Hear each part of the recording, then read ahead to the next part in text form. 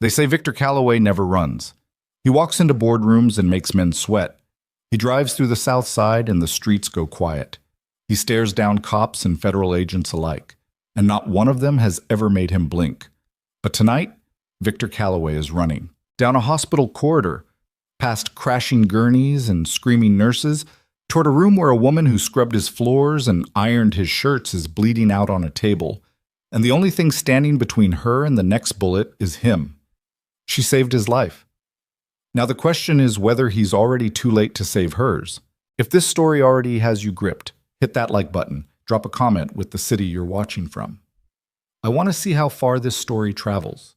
Follow along, because what happens next will change everything you think you know about loyalty, power, and the people nobody ever bothers to look at twice. The bomb was real. That was the part Victor Calloway kept coming back to, 4 hours after the fact, sitting in the back of a replacement SUV with his jacket off and his sleeves rolled to the elbow, watching Chicago blur past the rain-streaked window. The bomb was real. His security chief had planted it, and the person who had stopped him from driving straight into his own death was a 31-year-old housekeeper named Emily Parker, who made $11 an hour and took 2 buses to get to work every morning. He didn't know she took 2 buses. He realized that now, which bothered him more than he wanted to admit. Dominic Reyes, his head of personal security, a compact, gray-templed man who had worked for Victor for 11 years, sat across from him in the vehicle's rear compartment and said nothing. Dominic understood when silence was the correct response. It was one of the things that had kept him alive this long. The rain picked up. Victor looked at his hands.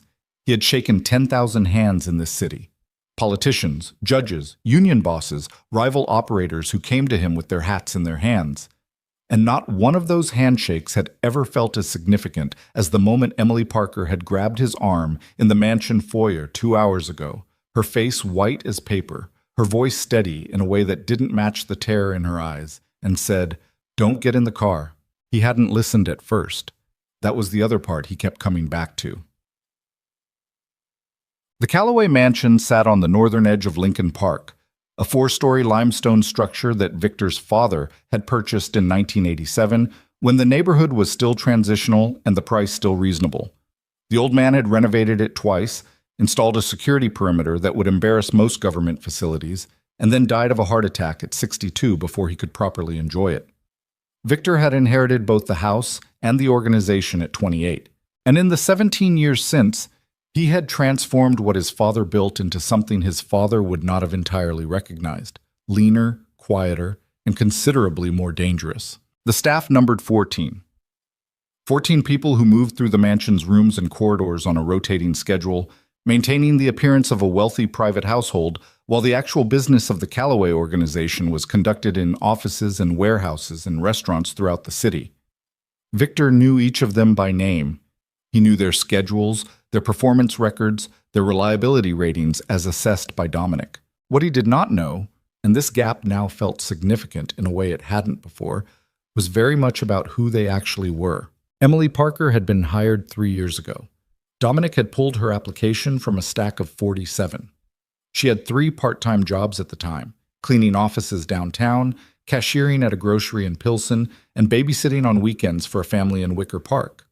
She had no criminal record, no debt beyond a manageable student loan from a community college she had attended for 2 semesters before dropping out, and no family connections to any organization that would create a conflict. She was by every metric Dominic used a zero-risk hire. Victor had approved her without reading past the first line of the summary.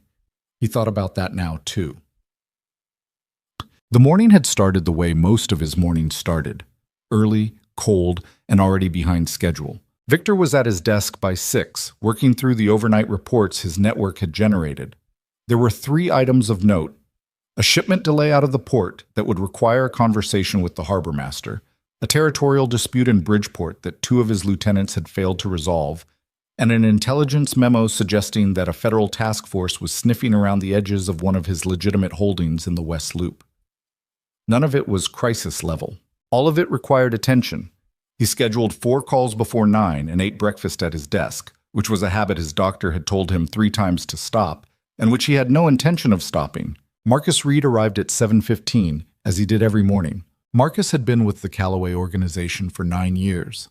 He had started as muscle, the kind of work that required a specific combination of size, discipline, and a certain vacancy behind the eyes that allowed a man to do what was necessary without taking too much of it home. But Marcus was smarter than he looked, and Victor had recognized it early. He had moved him through operations, through logistics, through 3 years running street-level enforcement before elevating him to security chief 2 years ago.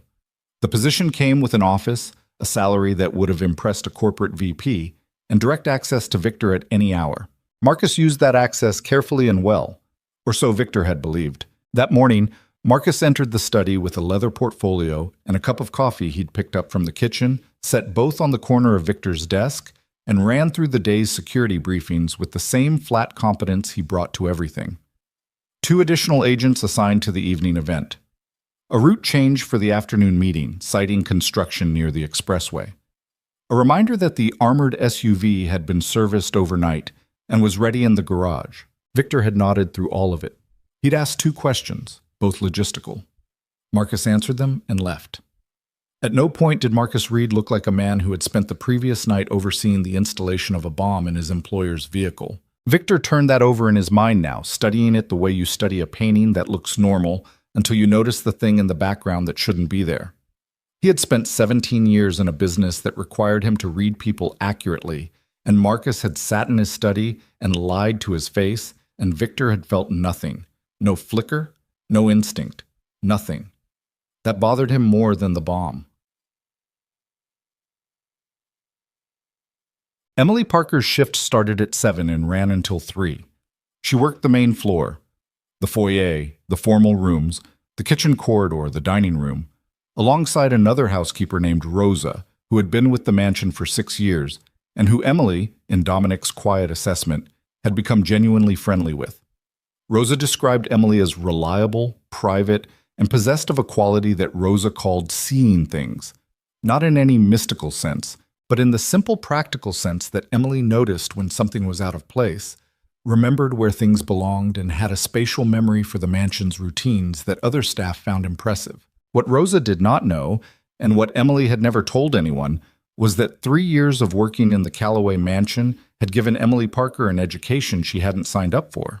She had learned it the way you learn anything when you're invisible, gradually, accidentally, through proximity and patience. She had learned that the mansion's underground garage connected to a service tunnel that ran beneath the east garden. She had learned that certain conversations happen in certain rooms because the configuration of the walls made monitoring difficult. She had learned to recognize, by tone and body language alone, the difference between the men who came to the mansion for routine business and the men who came because something had gone wrong. She had learned over the course of 3 years the rhythms and temperatures of the Calloway organization, the way a person learns the rhythms of a house they've lived in long enough, not through study, but through accumulated sensation. She had learned which men were dangerous and which men were frightened. She had learned that Marcus Reed was both. The conversation she overheard happened at 6:50 in the morning, 40 minutes before Marcus arrived in Victor's study with his leather portfolio and his borrowed cup of coffee. Emily had arrived early. She sometimes did, when the buses ran ahead of schedule and the alternative was standing outside in the cold. She had let herself in through the service entrance, logged her arrival with the security desk, and gone downstairs to the basement laundry room to start a load before her official shift began. It was routine. Nobody paid attention to it. The underground garage was accessible from the basement through a heavy fire door that was supposed to be locked between midnight and 7. That morning, the door was not locked. Emily noticed because she noticed things, and because the gap between the door and the frame was slightly wider than it should have been, and because the light inside the garage, motion-activated, industrial fluorescent, was on. She didn't push the door open. She put her hand against it, felt the slight vibration of voices, and stopped. She knew, even then, that she should walk away. She didn't. Through the gap, she could see a slice of the garage interior, polished concrete floor, the edge of the armored SUV, and the partial silhouette of a man crouching near the vehicle's undercarriage.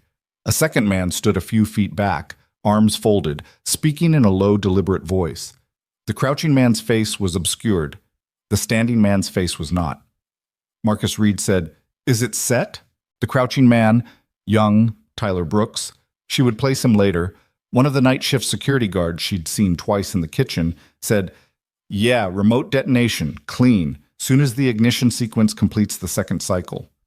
Marcus said, "No traces." Brooks said, "None." Marcus said, "Make sure you're off the property by 6:30. A pause. "If it works the way it's supposed to, nobody's going to be looking very hard at what happened in this garage. They're going to be looking at a crater." Brooks stood up. His hands were empty now. Whatever he had been doing beneath the vehicle was done. Emily pressed herself against the wall. She could not breathe properly. She was aware of her own heartbeat in a way that she had never been aware of it before. Loud, uneven, too close to the surface. She stood there for approximately 4 minutes after the voices stopped and the lights clicked off. Then she went back upstairs, sat in the laundry room, and stared at the wall. She had 2 hours before Victor Calloway would get into that vehicle. The question was not whether she believed what she had heard. She believed it completely, with a certainty that sat in her chest like something physical. The question, the one she turned over and over in the laundry room while the washing machine ran its cycle and the basement stayed quiet, was what she was going to do about it. The rational answer, the safe answer, the answer that any sensible person operating in any sensible situation would arrive at, was nothing. She was a housekeeper. She made $11 an hour. She had a mother in Pilsen with a bad hip and a younger brother at community college and an apartment with a radiator that made noises she'd been ignoring for 2 winters. She had no standing in this world, no leverage, no protection. She also knew what Marcus Reed was capable of, because 3 years in this mansion had taught her that too. If she said something and Marcus found out before anything could happen to him, she would not survive the week. She was almost certain of that. She was completely certain that no one would be looking for her with any particular urgency if she disappeared. A woman like her, from a neighborhood like hers, working a job like this one. People disappeared all the time. The city absorbed them. She thought about her mother, her brother, the radiator. She thought about Victor Calloway getting into that SUV. The thing about 3 years of watching people, really watching them, the way you watch when nobody knows you're there, is that you accumulate more than information. You accumulate something harder to name. She had watched Victor Calloway conduct business she didn't entirely understand and wouldn't have approved of in another life. She had watched him be cold, methodical, and occasionally frightening. She had watched him bark at his security detail and ignore his staff, and move through his own house, like a man who had forgotten that the rooms were inhabited by other people. She had also watched him once spend 40 minutes on a phone call with a woman who turned out to be his younger sister, whose husband had just left her, and whose voice, audible even from across the room, thin and fracturing, had made Victor Calloway put down every piece of paper on his desk and just listen. Not talk, just listen, for 40 minutes, until his sister ran out of things to say. Emily didn't think that was the whole story of Victor Calloway. She didn't think anyone was the whole story. But it was a piece of one.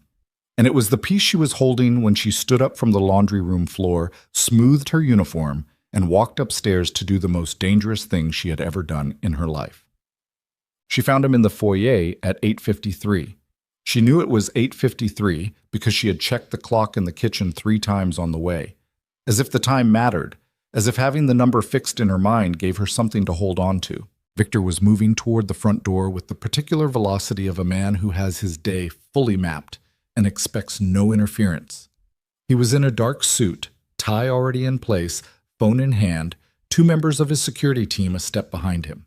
He did not look at Emily when she appeared in the foyer. She was furniture to him in that moment. She was the floor. She said, "Mr. Calloway." He didn't stop. She stepped directly into his path. He stopped. He looked at her. The security team looked at her. The room temperature dropped approximately 10 degrees. Victor said, "Move." Emily said, "Don't get in the car." Silence. Victor's expression did not change. That was more frightening than if it had. He had the face of a man who had learned a long time ago how to make his face say nothing at all, and he was using that face on her now with a completeness that made her knees want to quit. She held. She said, "There's a bomb in the SUV. I heard them. Marcus Reed and one of the night guards. In the garage this morning, before 6:30. The guard put something under the vehicle. Marcus said remote detonation. He said it was set for when the ignition... Stop. His voice was very quiet. That was worse than if he'd shouted. He said, "Say that again." She said it again. All of it. She kept her voice level and her eyes on his face, and she told him exactly what she had heard and exactly when she had heard it, and while she talked, she watched his expression do something she had not seen it do before. It didn't crack exactly, but something shifted behind it, some internal arrangement of certainties that had been fixed for a long time quietly rearranging themselves.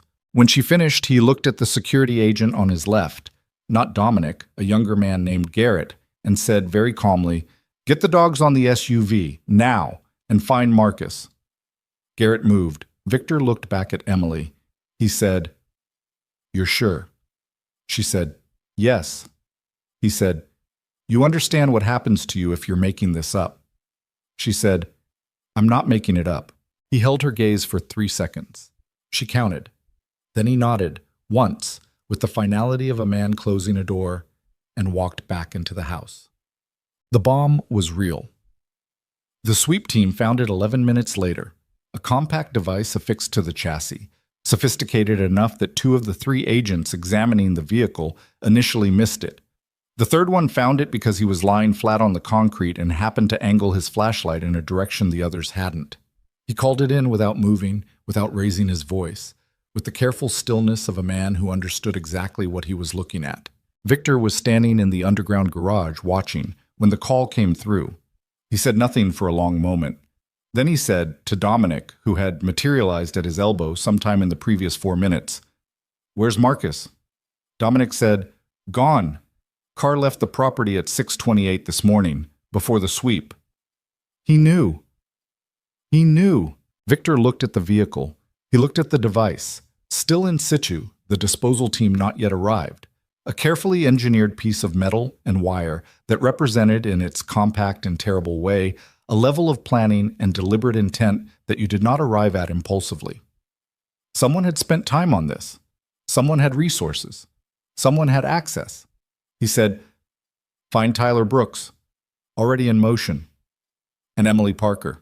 Dominic paused, just slightly, just long enough to register the unusual nature of the instruction, and said, "I'll see to it personally." Emily was in the kitchen when Dominic found her. She had gone back to work. She genuinely hadn't known what else to do. The rational part of her mind had understood that things were happening rapidly in other parts of the mansion, and that the correct response was probably to wait somewhere and let events develop. But she was a person who dealt with stress by moving, and the kitchen needed to be prepped for lunch, and so she was prepping it. Dominic stood in the kitchen doorway. He was a compact man with gray-streaked hair and an economy of movement that Emily had always found faintly unnerving. The way he took up exactly the space he needed and no more, and watched everything with a quietness that felt less like patience and more like calculation. He said, "He wants to see you." Emily set down the knife she was holding. She wiped her hands on a kitchen cloth. She said, "Is he angry?"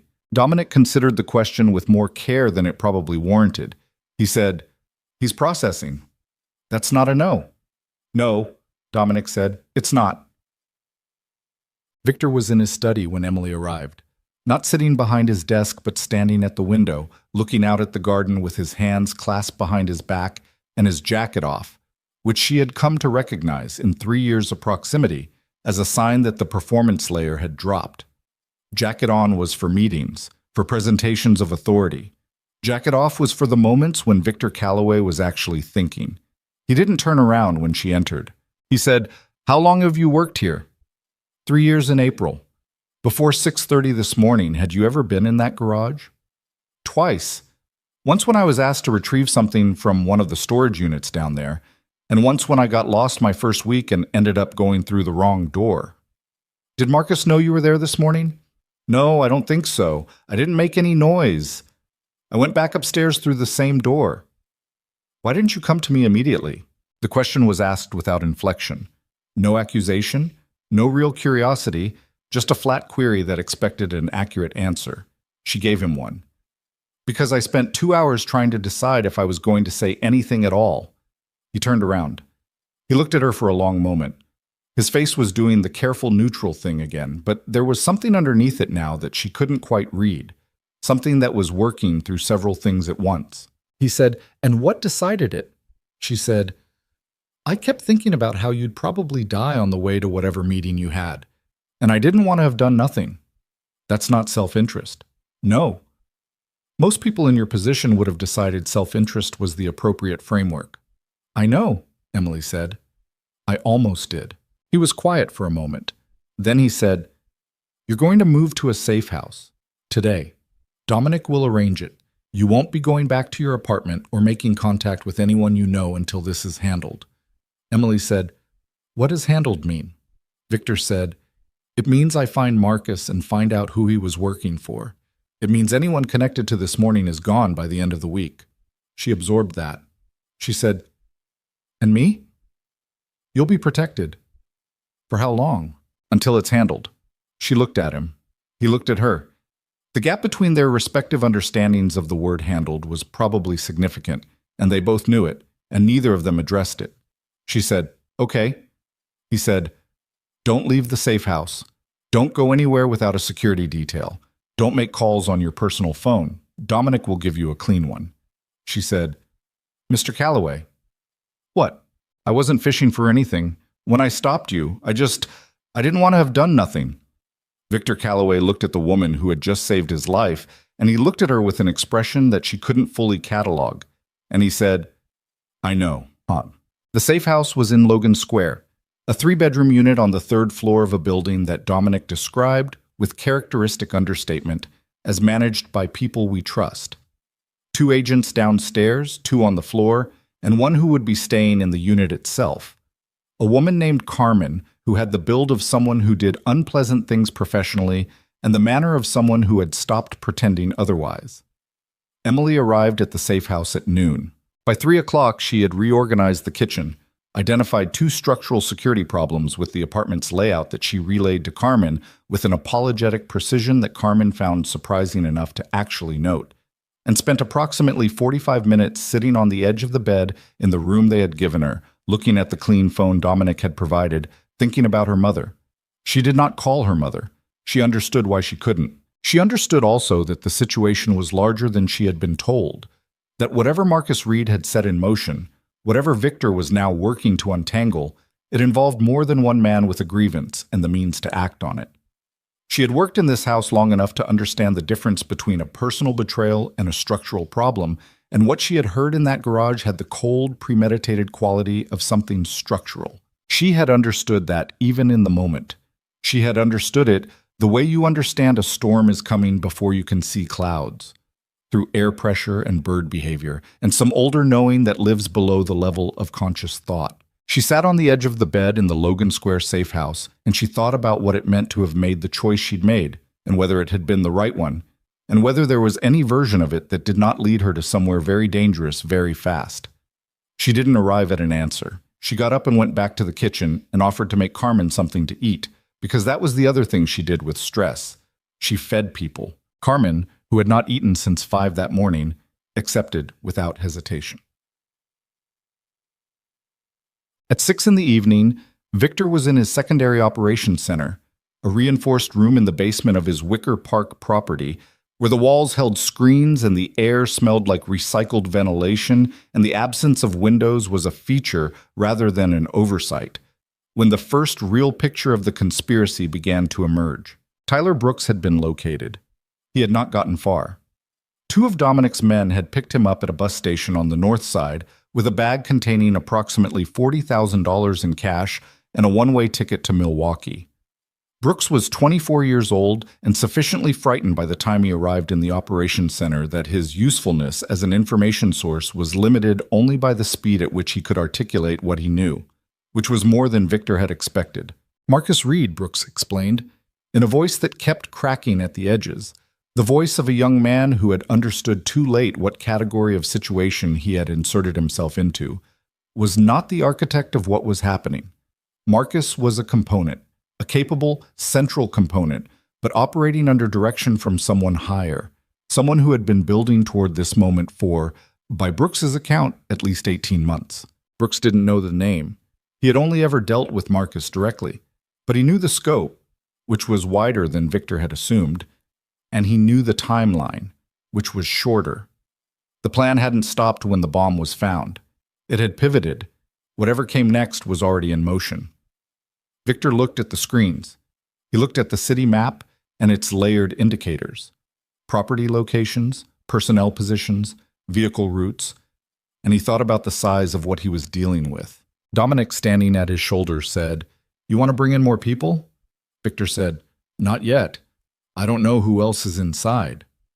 "That's the problem." "That's the whole problem," Victor said. "Someone with access, with time, with the patience to build something like this for 18 months, that's not Marcus working alone. That's someone who understood the architecture of this organization well enough to move inside it without being seen." Dominic said, "Someone with authority." "Someone with authority," Victor agreed, "and a reason." His phone buzzed. He looked at the screen. The number was blocked. He answered. A voice he almost recognized said, "She's still alive. Thought you'd want to know." Victor said, "Who is this?" "Don't waste time on that. Waste time on something useful." A pause. "There's a list, Victor, inside the organization. Names of people who've been talking to outsiders. You know what kind of outsiders. Your man Marcus found out about the list and decided to act before it became a problem for him. You following me? Keep going. The people whose names are on that list, they're scared, and scared people do stupid things. The next move isn't the one you're expecting." The line went dead. Victor stood holding the phone. Dominic watched him. Victor said, "Find Emily, right now. Call Carmen." Dominic was already dialing. He let it ring. It rang 12 times. Carmen didn't answer. The call came from a hospital dispatcher at 7:14 in the evening. A woman matching Emily Parker's description. No identification on her, no personal phone, a clean number that no one at St. Matthew's could trace, had been brought in by paramedics approximately 20 minutes earlier. She had been found in an alley 4 blocks from the Logan Square safe house. Multiple blunt force injuries, compromised breathing, unconscious. Status: critical. Victor got the call from the St. Matthew's admissions desk because she had, at some point before losing consciousness, managed to say 2 words that the paramedic noted in his report and that the admissions clerk had followed up on against all probability. The 2 words were Calloway. Victor. Victor was in the car before Dominic finished reading the report aloud. He didn't put his jacket back on. He moved through the hospital lobby the way a weather system moves. Not rushing, exactly. Not slow, but with a mass and a direction that made the space around him reorganize itself by instinct. Nurses stepped aside. A doctor started to ask something and then looked at Victor's face and decided not to. He found her room on the 4th floor. He stood in the doorway. Emily Parker lay connected to monitors and IV lines, her face a geography of bruises, her breathing mechanical and even and terrifyingly fragile sounding. The left side of her face was swollen nearly shut. There was a long laceration across her collarbone that had been cleaned and closed. Her right hand, lying open on the blanket, held a torn scrap of fabric, blue-black silk, the kind of material that was not bought cheaply, pressed between her fingers with the grip of someone who had grabbed it in a moment of desperate fading intention. Victor looked at that fabric. He recognized it, not the specific piece, the pattern, the weave, the hand of the cloth. It was from a tie. One of 3 ties, custom made from a particular supplier, presented as a gift to senior members of his organization at a dinner last year. Symbolic. Exclusive. A small gesture of belonging. He reached into his jacket, the jacket Dominic had pressed into his hands on the way out of the building, the jacket he had shrugged on without thinking, and his fingers found the same material, same weave, same weight. He counted the men who had received those ties. He counted 6 names. One of them was the person who had ordered Emily Parker beaten in an alley. One of them was the person who had been building against him for 18 months. One of them was in this organization right now, tonight, thinking themselves untouchable. Victor Calloway stood in the doorway of Emily Parker's hospital room, and he looked at the torn scrap of fabric in her hand, and he felt something he had not felt in a very long time shift inside his chest. Something old and cold and entirely patient, The part of him that had survived 17 years in a business that ate people alive, the part that never panicked and never rushed and never made its move until the moment was exactly right. He looked at Dominic. He said, "Well, close the floor." Then he walked to the chair beside Emily's bed, sat down, and waited. Outside, the Chicago rain came down hard against the hospital windows, and somewhere in the city, the man who had put her here was already making his next mistake. The floor went quiet in 11 minutes. That was how long it took Dominic to coordinate with hospital administration, position 4 agents at the stairwell exits, 2 at the elevator bank, and 1 outside the door of Emily Parker's room with instructions that were simple enough to follow without clarification. Nobody enters without Dominic's direct authorization, and if anyone pushes back on that, they are to be held where they stand until someone with more authority arrives to sort it out. The head nurse on the 4th floor, a broad-shouldered woman in her 50s named Pauline, who had worked ICU for 22 years and had encountered most categories of difficult situation the job could produce, came to find Victor 12 minutes after the floor was secured. She stood in the doorway of Emily's room with her arms folded and her expression set in the particular configuration that indicated she was prepared to be reasonable, but not indefinitely. She said, "I need to understand what's happening on my floor." Victor looked up from the chair. He said, "A patient is being protected." "From what?" "From whatever put her here." Pauline looked at Emily. She looked at Victor. She looked at the agent visible through the window of the room door, standing with his back to the corridor and his hands at his sides. She said, "Is she in immediate danger?" Victor said, "I don't know yet. That's why the floor is closed. I have other patients. Your other patients are fine. No one comes in or out without clearance. That's the arrangement." "I wasn't aware we had an arrangement." "We do now," Victor said. Not unkindly, just with the finality of someone who was not going to be moved. Pauline held his gaze for a moment. Then she said, "If her condition changes, my team needs unrestricted access to this room." "Agreed. If I determine that any of your people are interfering with patient care, they won't be." She held the look another beat. Then she uncrossed her arms, nodded once, and left. Victor watched her go. He had dealt with harder negotiations. He had also dealt with people who had more actual power in their particular domain than they recognized. And Pauline struck him as one of those people, which meant the agreement he'd made needed to be honored precisely. He turned back to Emily's bed. Her breathing had steadied since he arrived. Still mechanical sounding, still wrong in the particular way that a body fighting for equilibrium sounds wrong. But the monitors were holding their lines, and the attending physician had said, with the careful optimism of someone who had learned not to promise things in ICU, that the next 4 hours would tell them more than the last 2. Victor sat with his elbows on his knees and looked at her hand, the one still loosely holding the torn fabric, and thought about 6 names. Dominic came in at 8:40 with a tablet and a face that had moved past its usual economy of expression into something flatter and more deliberate, which Victor had learned over 11 years meant the information was bad in a specific way. Not chaotic bad, but structured bad, the kind of bad that had been built with intention. He said, "Nathan Hayes." Victor said, "Talk." Dominic sat in the second chair, the one the nurses used when they needed to chart at the bedside, and turned the tablet so Victor could see the screen. "I pulled the security logs from the last 6 months, full access records, vehicle movements, communication metadata where we have it. I was looking for patterns consistent with someone building a coalition inside the organization without triggering the standard flags." He paused. "Nathan's name comes up 47 times in contexts where it shouldn't." Victor said, 47. Meetings that weren't logged. A vehicle registered to one of his personal holdings appearing near 3 locations we later identified as connected to Marcus Reed. Twice at the port, once near the Bridgeport situation that your 2 lieutenants couldn't resolve, which now looks less like incompetence and more like someone with authority over both of them, making sure resolution wasn't possible. Victor looked at the screen. He looked at the movement logs. He looked at the dates. Nathan Hayes had been appointed security chief 6 weeks ago, after Marcus Reed's promotion had created a vacancy in the organizational structure. He was 51, had run logistics and external relations for the organization for 7 years, and had been, in Victor's assessment, in Dominic's assessment, in the assessment of everyone who evaluated these things, exactly the right person for the role. Measured, strategic, completely loyal, 18 months.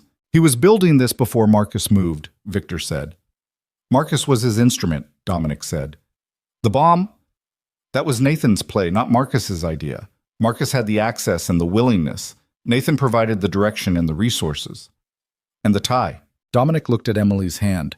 He said, the ties were Nathan's suggestion. He proposed them at the dinner as a morale gesture. I thought it was unusual for him. He's not typically a gesture-oriented person. But the idea was well received, so I didn't push on it. So he knew who had one. He selected the supplier. He coordinated the presentation. Yes. A pause.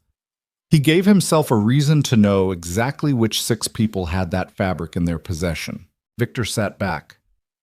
He sent the killer to the safe house. The timeline fits. Carmen was found in the building's service stairwell. Subdued. She's alive. She's being treated. But whoever took her out did it fast and clean. Professional. The 2 agents downstairs were handled at the same time within a 90-second window. That's coordinated. That's not improvised. Emily left the safe house. The door to the stairwell was locked from outside. She couldn't have gotten out that way. Dominic's voice stayed level, but something tightened at the edges of it. We think she heard something. The agent's going down. Maybe Carmen. And she made a decision. Victor said, she ran. She tried to. She got 4 blocks. The room was quiet except for the monitors. Victor said, who knew about the safe house? 6 people confirmed.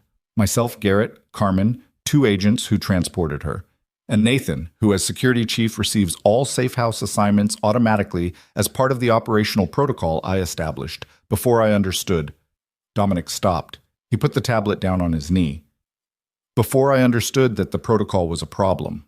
The silence that followed was not comfortable. It was the silence of 2 men who had worked together for 11 years, absorbing the specific weight of a mistake that had cost someone something they couldn't take back. Victor said, you didn't know. I should have flagged it. You didn't know, Victor said again. It wasn't absolution. It was a statement of operational fact delivered without inflection, and Dominic received it as such, which was the only way either of them knew how to move forward in a moment like this. At 9:15, Victor's phone rang. Not the clean phone, his personal one, the number known to fewer than 20 people, all of them within the organization or connected to it in ways that had been extensively vetted. The number on the screen belonged to Nathan Hayes. Victor looked at it for 3 rings. Then he answered. Nathan said, I heard about the hospital. I'm sorry, Victor. Genuinely. His voice was the same as it always was.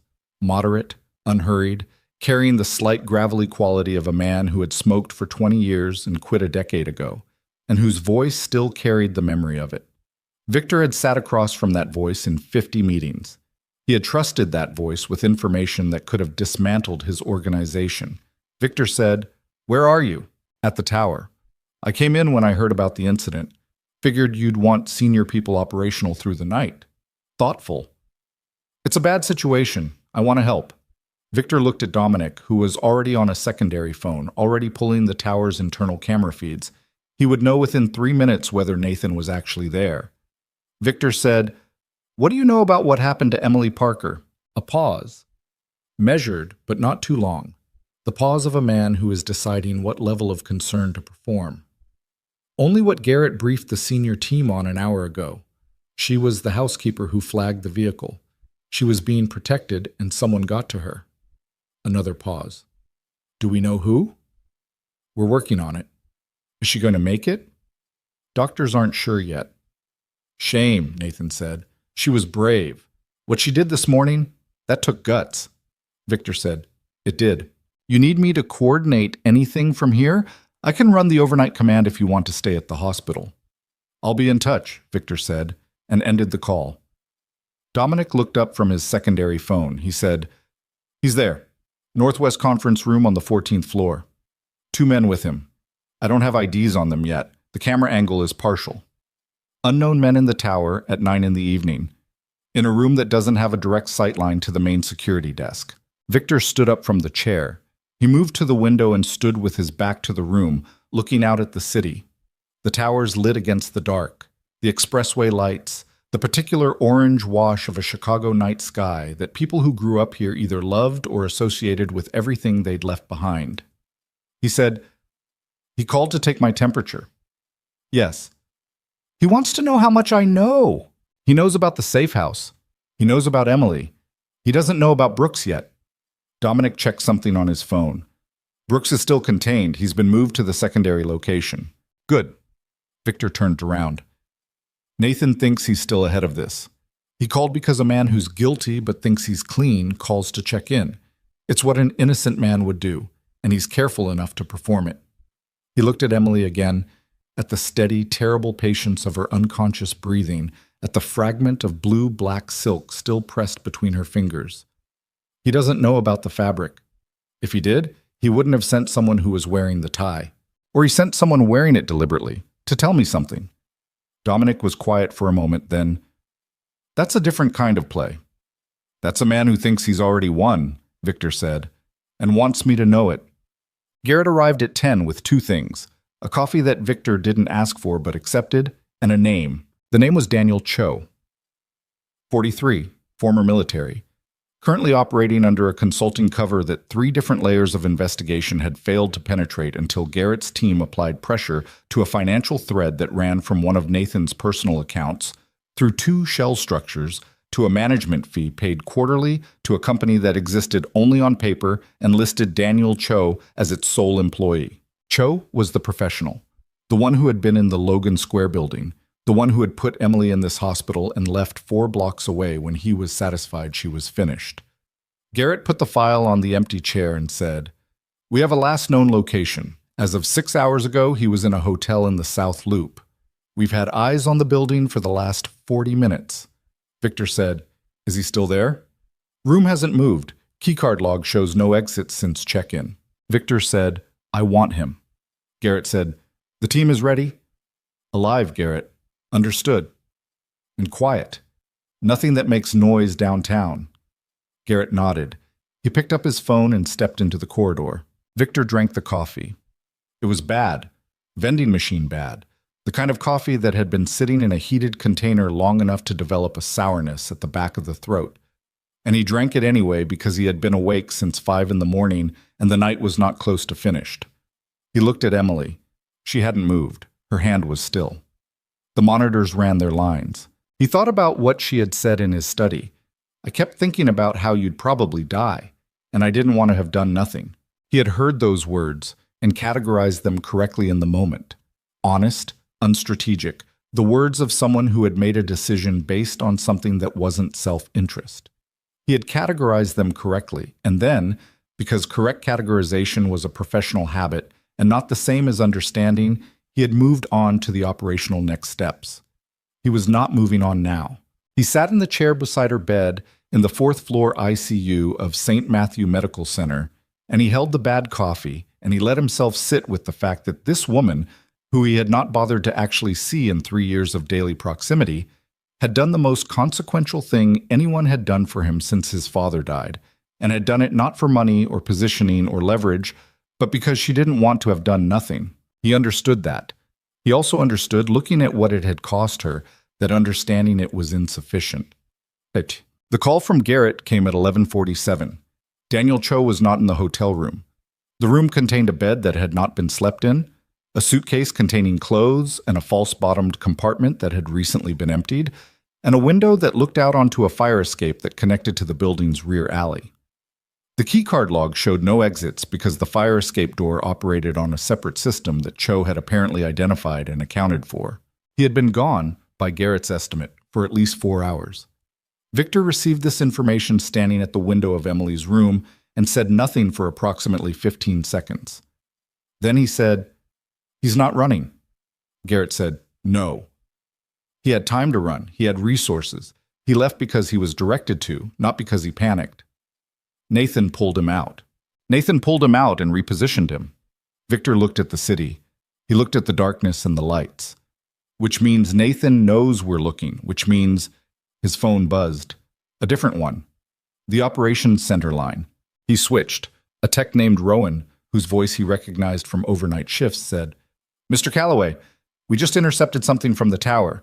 Internal communication, flagged by the automated system as anomalous because of the encryption level. It's above what our standard internal traffic uses." "What does it say?" "We're still working on the decrypt, but the metadata tells us something." A pause. "It was sent from the 14th floor at 11:32. It went to 15 recipients." 15. Victor said, "How many people does Nathan Hayes have access to in senior organizational roles?" Rowan said, "Across all divisions?" 22. 15 out of 22. Victor closed his eyes for exactly 3 seconds. He opened them. He said, "Get me Dominic." Dominic arrived back at the hospital at midnight. He had been at the Wicker Park Operations Center, running the Brooks debrief and coordinating the search for Marcus Reed, who remained as of midnight unlocated, which was itself a piece of information because Marcus Reed had resources and connections and had clearly used both to move quickly, and the direction of his movement mattered. Dominic sat down. He looked at the 15 recipient count. He looked at Victor. He said, "He's not waiting for the right moment. He thinks this is it." He moved when he found out about the hospital. He figured I'd be distracted, watching Emily running reactive instead of forward. "Are you?" Victor said. "What do you think?" Dominic looked at him steadily. "I think you've been sitting in this room for 4 hours, and you've run more of this operation from that chair than Nathan Hayes has from the 14th floor of his own tower." A pause. "But I also think he has 15 people, and we currently don't know which 15. "Then we find out tonight," Victor said, "before he makes his next move. Because once he moves with 15 people, it's not a coup attempt anymore. See, it's a succession, and handling a succession is a different kind of problem. How do you want to approach it?" Victor stood up. He put on his jacket. He looked at Emily one more time, the monitors, the hand, the torn fabric. He said, "Call the tower. Tell them I'm coming in. Tell them I want a full senior leadership meeting at 2 a.m. Everyone, no exceptions, mandatory attendance." He moved toward the door. "If Nathan's going to make his play tonight, let's give him a room to make it in." Dominic said, "And if he comes in armed?" "Then we'll find out a lot of things very quickly," Victor said. He was 2 steps into the corridor when his phone buzzed again. Chug. Not a call this time. A message.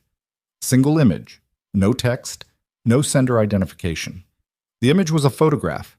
It had been taken from the corridor outside Emily Parker's hospital room. The timestamp in the corner read 11:51 p.m., 8 minutes ago. Victor looked at the photograph. He looked at the timestamp. He looked at the corridor he was currently standing in, at the agent posted outside Emily's door, at the nurse's station 20 feet away.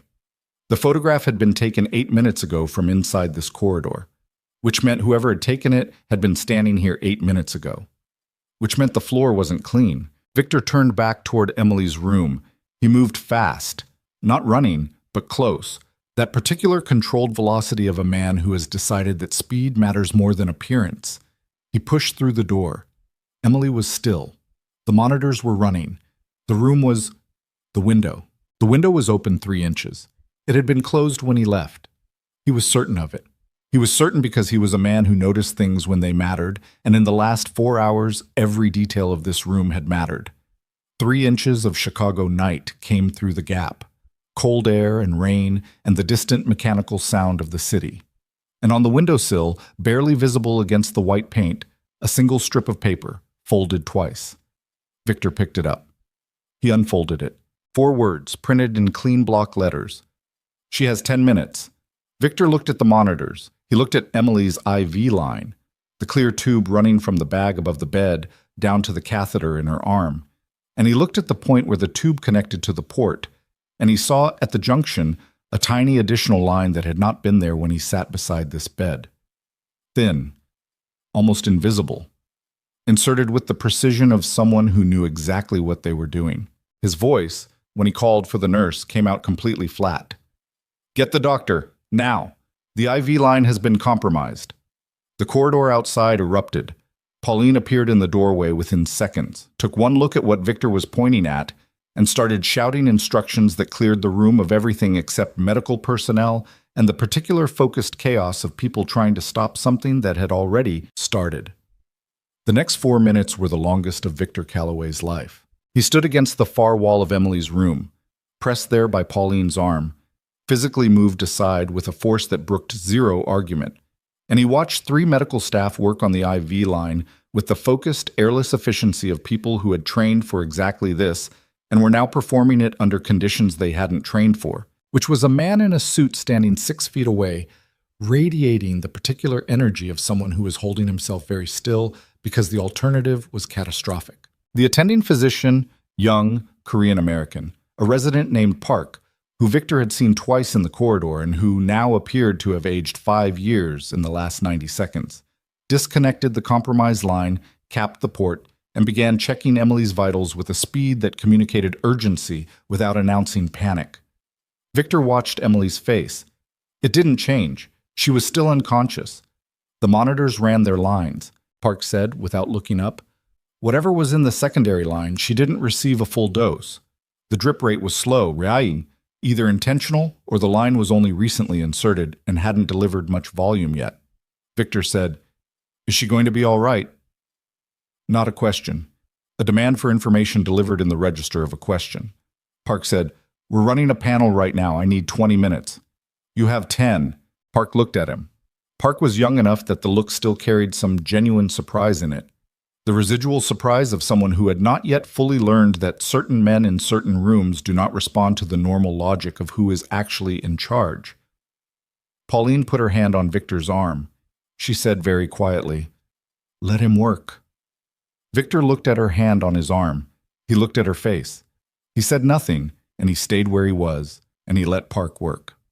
In the corridor, Dominic was systematic in the way that made him valuable. He had the agent who had been posted outside Emily's door, a man named Reyes, 26, 18 months with the organization, standing against the wall with his hands visible and his face doing the thing faces do when a person is genuinely frightened and trying not to show it.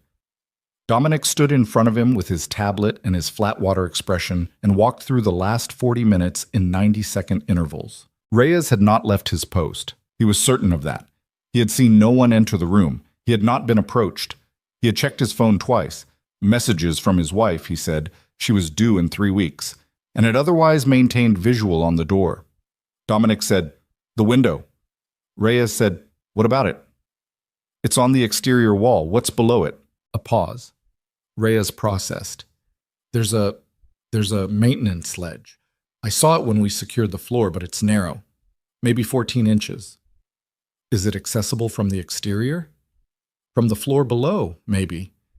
There's a service ladder on the south face of the building. I flagged it when we did the sweep, but the assessment was that it was too exposed. Anyone on that ladder would be visible from the parking structure across the street, Dominic said, at 1 a.m. Reyes stopped talking. Dominic said, "Not from the corridor, not from inside this floor, from outside." He made a note on the tablet. "Cho." "He came back?" "He never left the area," Dominic said. "He repositioned. Nathan pulled him out of the hotel and repositioned him." He looked at the window at the end of the corridor, the one facing the parking structure, the one that was currently showing him a slice of Chicago night and the lit upper levels of a concrete deck 200 feet away. "He was waiting for Victor to leave the room," Reyes said, "but Mr. Calloway didn't leave the room. He left for 40 seconds. To take the call in the corridor." Dominic looked at him.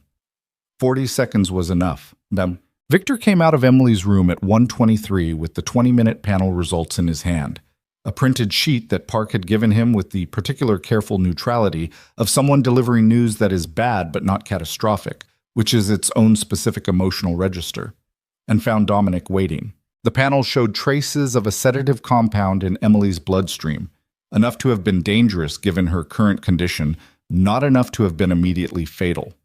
Park's working theory was that the dosage had been calibrated to kill slowly rather than quickly, which was a choice that communicated something about the person who had made it. Fast was loud. Slow was invisible. Slow looked like complications. Victor folded the paper and put it in his jacket pocket. He said, "Cho." "Almost certainly," Dominic said. "Exterior approach. Maintenance ledge. Window.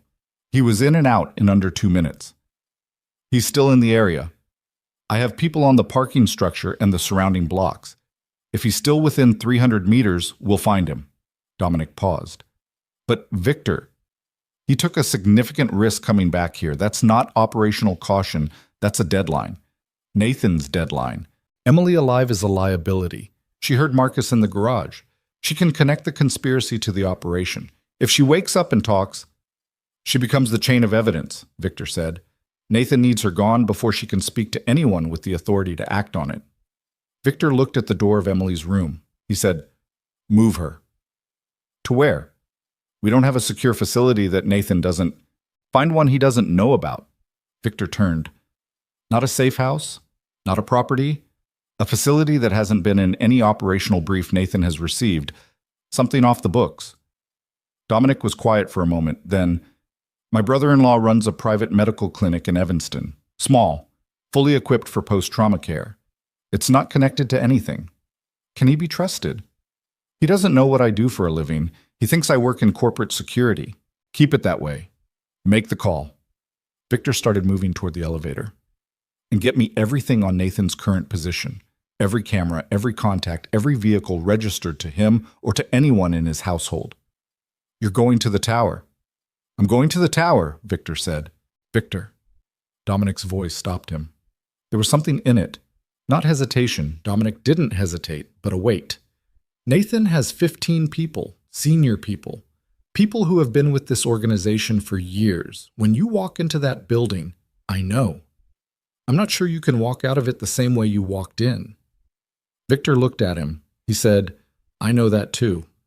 He pressed the elevator button and waited, and the elevator came, and he got in.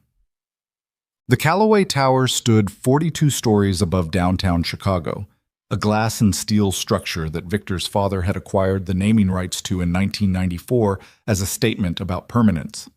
The organization's legitimate holdings occupied 7 floors. The upper executive suites occupied 3 more.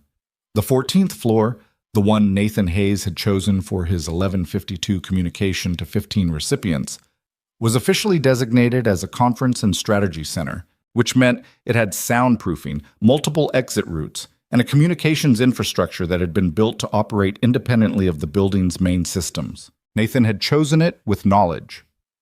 Victor rode up in the executive elevator alone because Dominic was managing the Emily transfer and Garrett was coordinating the exterior search for Cho, and because Victor had made a calculation that arriving with a visible security force was the wrong signal. He needed Nathan to believe for as long as possible that this was a meeting, not a confrontation, a meeting. The lobby had been quiet, skeleton overnight staff, 2 security guards who had waved him through with the automatic deference of people who had been doing it for years and had never had a reason to think about it. The elevator ride took 41 seconds. Victor counted them. The 14th floor corridor was lit at full brightness despite the hour. That was wrong. Overnight protocol dimmed the corridor lighting to 40%. Full brightness meant people had been in the corridor recently, within the last 30 minutes, and had not reset the override. Victor stood in the corridor and looked at the length of it. 12 doors. The conference room at the far end. Through the frosted glass panel beside the door, light. He walked. He did not knock. He put his hand on the door handle and he opened it. Nathan Hayes was standing at the head of the conference table. He was 51 years old, medium height, with the lean build of a man who had always taken care of himself without making a performance of it. His hair was silver gray and his face was the kind of face that had probably been unremarkable at 30 and had become, with age, the kind of face you remembered. Defined, controlled, capable of warmth and equally capable of its absence. He was wearing the tie. The blue-black silk tie from last year's dinner, and he was wearing it at 2 a.m. in an empty conference room.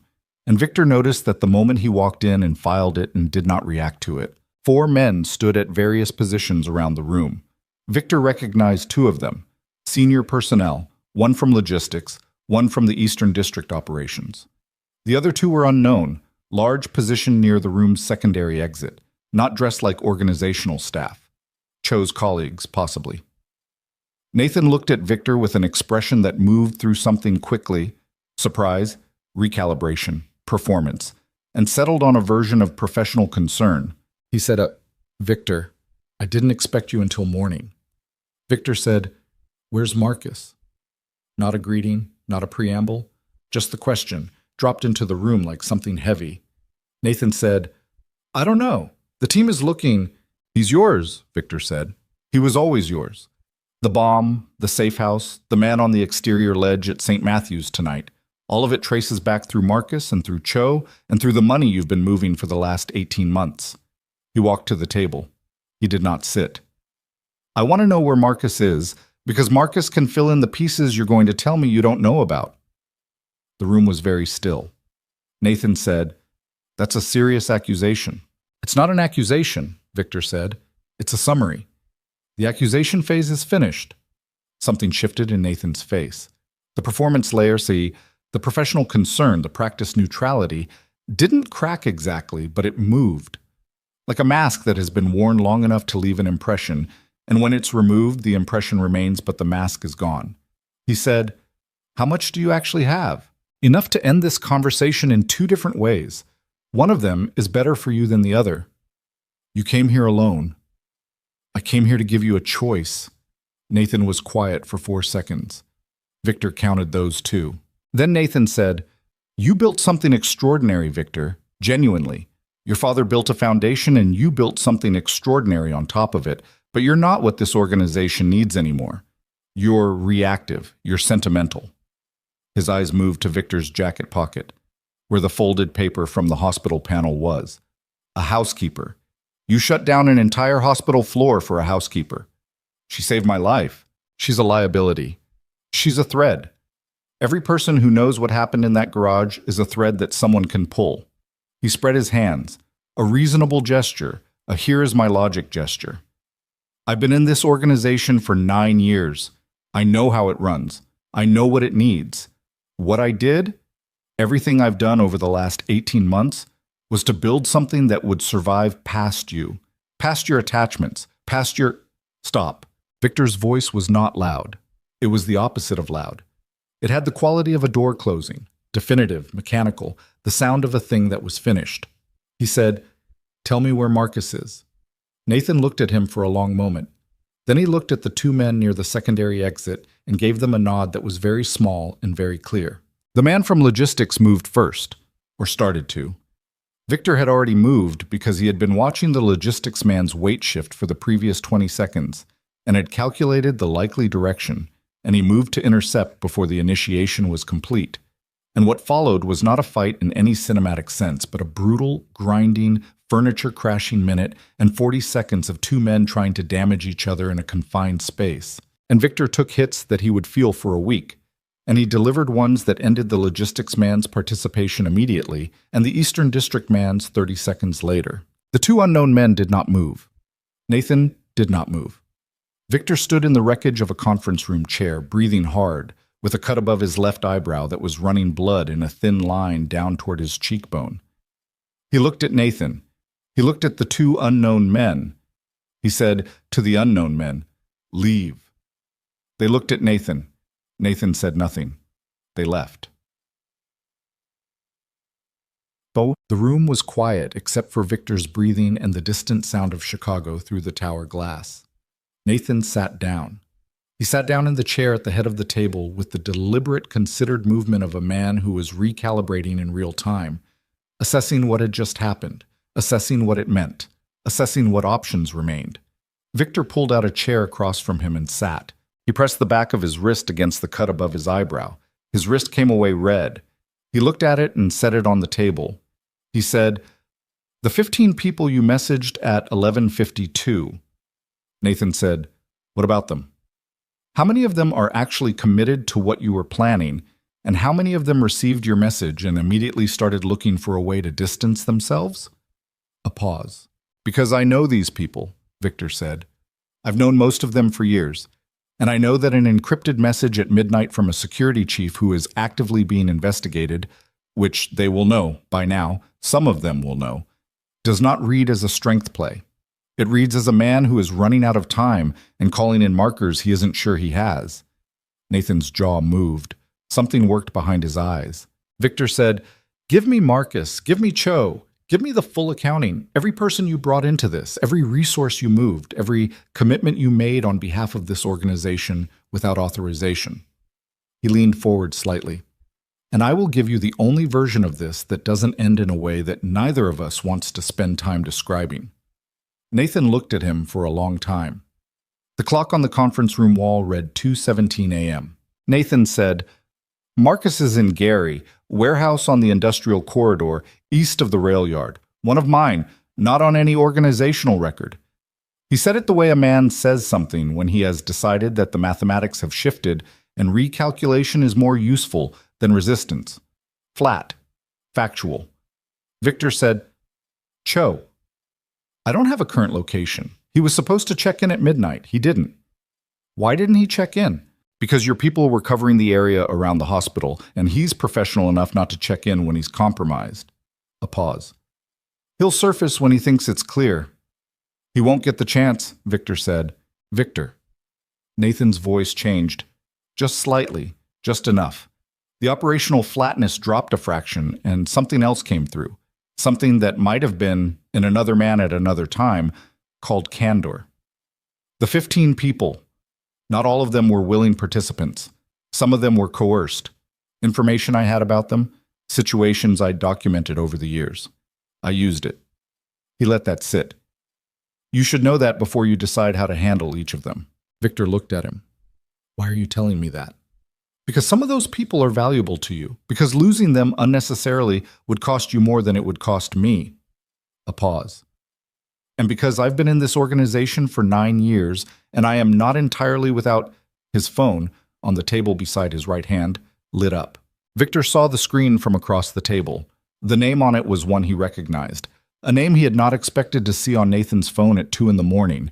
Connected to this. Connected to any of this. He looked at the name. He looked at Nathan. Nathan looked back at him with an expression that had moved past recalibration into something that was almost apologetic, which was the expression of a man who knows that the next 10 seconds are going to change everything the other person thought he understood about the last several years. Victor reached across the table and turned the phone face up. He read the name. He sat with it for 3 seconds. Then he said, very quietly, the words coming out with the particular flatness of a man whose interior architecture has just sustained structural damage and is currently running the assessment. "How long?" Nathan said, 4 years. 4 years, Victor repeated. "It started before Marcus, before any of this. It started as information, nothing operational, just 4 years. Victor, the name on your phone," Victor said, "is someone I trusted with information that I have never trusted to another living person." He stood up from the chair. He stood up slowly, the way a man stands when he is making sure his legs will hold, when he is not entirely certain that the floor beneath him is still where the floor is supposed to be. "If what I'm reading means what I think it means, if this goes where I think it goes—" He stopped. He looked at the city through the tower glass, 42 stories of it, dark and lit and indifferent. He said, "Everything I thought I knew about the last 4 years." Nathan said nothing. "Everything I thought I understood about why certain things happened the way they happened. Certain decisions. Certain losses." Victor's voice had gone very quiet. Not the controlled quiet of professional management. The other kind. The kind that comes from somewhere deeper and older and considerably more dangerous. The Harmon situation, 2 years ago. 3 people I trusted, gone in a week. I thought it was external. I spent 6 months looking outside. "Victor." "It wasn't external," Victor said. Nathan said nothing. The clock read 2:21. Victor picked up Nathan's phone from the table. He looked at the name on the screen one more time. He put the phone in his jacket pocket next to the folded hospital panel, and he walked to the door. He stopped with his hand on the frame. He said, without turning around, "You said I was sentimental." Nathan said, "Yes." "You're right," Victor said. "I was." He walked out of the conference room and into the corridor, and he stood against the wall for exactly 11 seconds with his eyes closed and his hand flat against the plaster, feeling the building hum against his palm, feeling the city 42 stories below, feeling the weight of 4 years of misdirected certainty settle on him like something physical, pressing down on his shoulders, settling into the joints of his hands, finding every place he'd taken a hit in that conference room and reminding him it was there. 11 seconds. Then he pushed off the wall and walked to the elevator and called Dominic. Dominic answered on the first ring. Victor said, "Gary, industrial corridor east of the rail yard. Marcus is in a warehouse, one of Nathan's, off the books. I need a team there in 20 minutes. I can do 15. Don't move on it yet. I need to talk to you first." He stepped into the elevator. "And Dominic, I need you to pull everything we have on Richard Calloway." A pause, long enough to be significant. Dominic said, "Victor, pull it." "That's your—" "I know who it is," Victor said. "Pull it anyway." The elevator descended.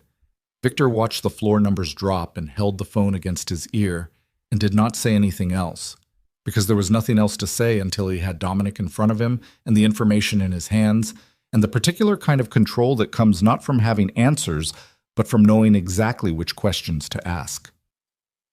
Richard Calloway was his younger brother. The operations center in Wicker Park smelled like cold coffee and recycled air and the specific tension of a room where people had been working hard through the night without enough sleep. Victor arrived at 2:58 and found Dominic already at the main console with 3 analysts who had been pulled from whatever they'd been doing and redeployed without explanation, which was a thing Dominic could do and which they had learned over time not to question. Dominic turned from the screen when Victor came in. He looked at the cut above Victor's eyebrow, dried now, a dark line against the skin, and at Victor's jacket, which had taken the evening poorly.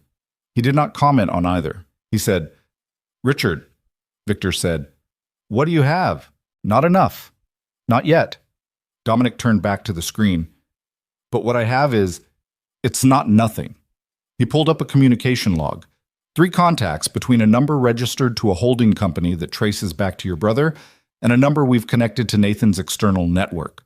Over 4 years. Irregular intervals, 6 months, 8 months, but consistent. He paused. "The last contact was 10 days ago."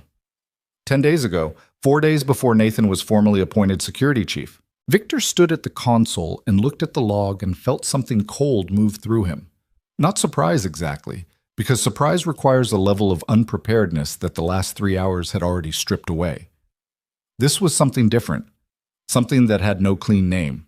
The feeling of a man who has been operating on a map that was wrong from the beginning, and who is now holding the correct map and understanding, distance by distance, how far off course he has traveled. Richard was 34, 7 years younger.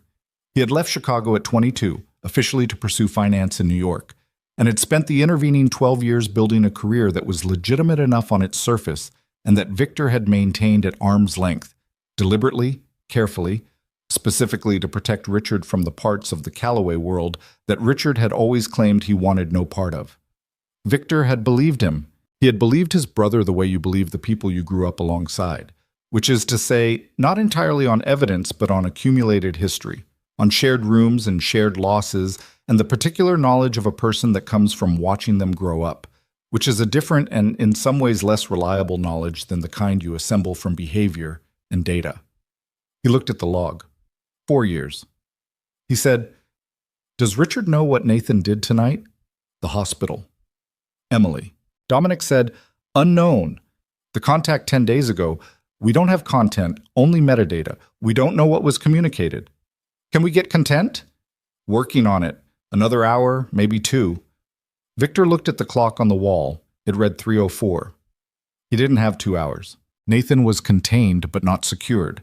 Victor had walked out of that conference room and left him there, which was a deliberate choice and also a ticking problem, because a man like Nathan with an active network does not sit in an empty conference room indefinitely. He makes calls, he repositions, he activates whatever contingencies he built for exactly this scenario, because a man who plans 18 months ahead builds contingencies. Marcus was in Gary. Cho was unlocated. Richard was where? New York, supposedly. 1,200 miles from Chicago and the wreckage of a plan that bore his fingerprints in ways Victor was only beginning to understand. He said, "Get me a location on Richard. Current. Not his registered address. Actual current location." One of the analysts said, "His phone pinged a tower on the north side 40 minutes ago." Victor turned. The analyst, young woman, early 20s, a tech specialist named Jo, who Victor had met twice and whose name he had remembered because she was precise in a way he valued, pulled the data onto the secondary screen without being asked. Cell tower data. His personal phone. It's not conclusive, but the ping places him within a 2-mile radius of... She stopped. She looked at the radius indicator on the screen. Victor looked at it. The radius encompassed the Callaway Tower. Richard was in Chicago. Richard had been in Chicago within 2 miles of the tower at 2:20 in the morning, which was approximately the same time Victor was sitting across from Nathan Hayes in the 14th floor conference room, learning that someone inside his closest world had been feeding the conspiracy for 4 years. Victor said, "He's here." Dominic said, "He's here." They looked at each other. Victor said, "Get Garrett. Get whoever is still operational and not running the Emily transfer. We're going to Gary first. I want Marcus before Nathan can warn him. Then we deal with Richard." He moved toward the door. "And Dominic, the 15 people Nathan messaged. Start running them down, one by one. I want to know who's coerced and who's committed, because Nathan told me some of them were leveraged, and if that's true, then I am not going to treat them the same as the ones who chose this." Dominic said, "Nathan told you that voluntarily." "He did." "Why?" "I don't know yet," Victor said. "Add it to the list of things I'm going to figure out before morning." The drive to Gary took 31 minutes at 3 in the morning with no traffic, and Garrett running the vehicle at a speed that was technically reckless and practically necessary. Victor sat in the back with 2 other agents and a map of the industrial corridor that Jo had printed and marked up with the satellite imagery she'd pulled in the 7 minutes between the order and departure. The warehouse was a low gray building set back from the rail corridor access road, surrounded by the particular desolation of industrial infrastructure that has been partially decommissioned. Adjacent buildings empty, fencing broken in 3 places, the access road unpaved for the last quarter mile. No lights visible from the exterior. 2 vehicles in the lot, both dark-colored, parked close to the building's south face. Victor looked at the vehicles. He looked at the building. He looked at the broken fencing. He said, "How many people did Nathan say were with Marcus?" Garrett said, "He didn't." "No," Victor said, "he didn't." He thought about that for the remaining 4 minutes of the drive, and what he arrived at, sitting in the back of a moving vehicle in the dark, with the Gary industrial corridor coming up on both sides, was that Nathan had given him the location easily. Too easily, maybe. Or exactly as easily as a man gives information when he has decided that the mathematics have shifted, and giving one thing up is the price of holding everything else. Or he had given it up because Marcus, from Nathan's current position, was already a liability. The vehicle stopped on the access road 200 meters from the warehouse. Victor got out. The air smelled like rain and rust and something chemical.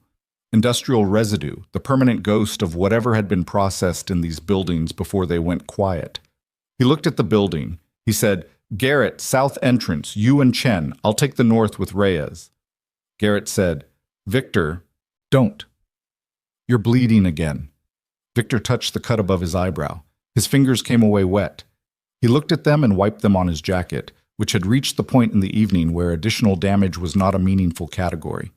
He said, "South entrance, alt." The north door was unlocked. That was the first wrong thing. Victor pushed it open with his forearm and held the position for 3 seconds, listening. The building interior was dark except for a line of light visible at the far end. A door, slightly ajar, with something lit beyond it. The main floor of the warehouse was filled with the shapes of old equipment, covered machinery, stacked pallets, the skeletal framework of a conveyor system that had been stripped of its working parts. He moved through it with Reyes behind him, threading between the shapes, keeping to the wall. The floor was concrete. His footsteps were quieter than they should have been, which he realized after a moment was because the concrete was covered in a fine layer of something, dust, grit, that absorbed sound. He moved.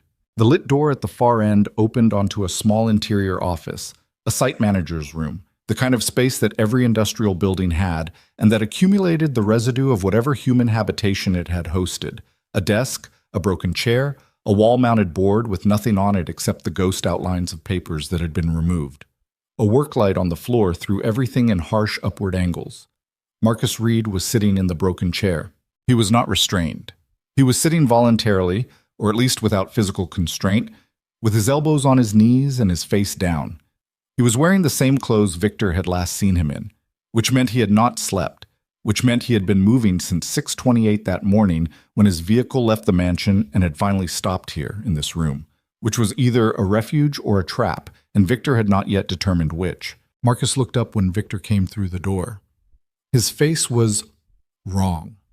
Not frightened, which was what Victor expected. Not defiant, which was also possible. Wrong in a different way. The face of a man who has arrived through a very bad night, at the end of something. The particular exhaustion of a person who has been running on the energy of a bad decision and has finally run out of that energy and has nothing left but the decision itself, sitting there, finished, real. He said, "I wondered if it would be you or Nathan." Victor said, "Where's Cho?" Marcus said, "Gone. He was here for an hour. He left at midnight. I don't know where." "What did Nathan tell you about tonight?" "That it was handled." A pause. "He said the situation at the hospital was handled." "The situation at the hospital," Victor said, "is a woman who has been beaten, poisoned, and is currently being moved to a private facility because the hospital floor I secured was compromised within 4 hours." He came fully into the room. He stood 6 feet from Marcus and looked at him. "Did you know about Emily Parker when Nathan sent Cho after her?" Marcus's jaw moved. "Did you know?" Victor said again. "I knew she was a target." He said it without inflection.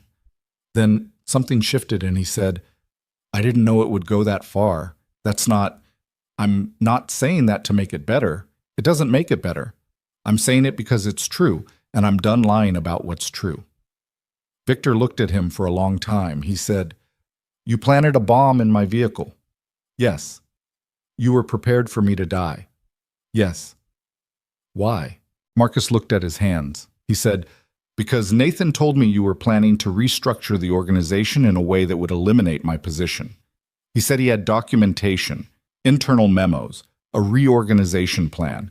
He showed me something that looked—" He stopped. "It looked real. I believed it." He looked up. "I believed it because I'd been hearing things for months. Whispers.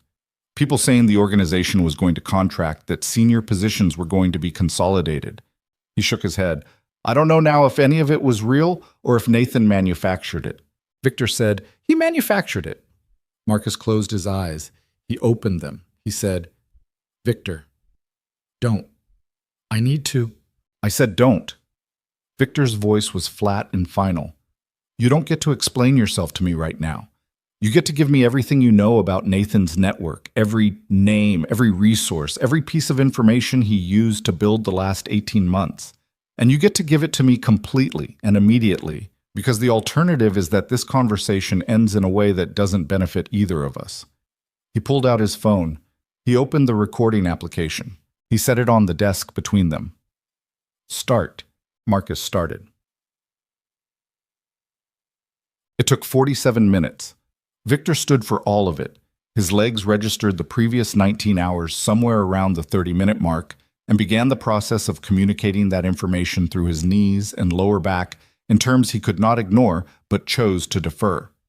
He stood because sitting would have been the wrong signal. He stood because standing was what the moment required. Marcus talked.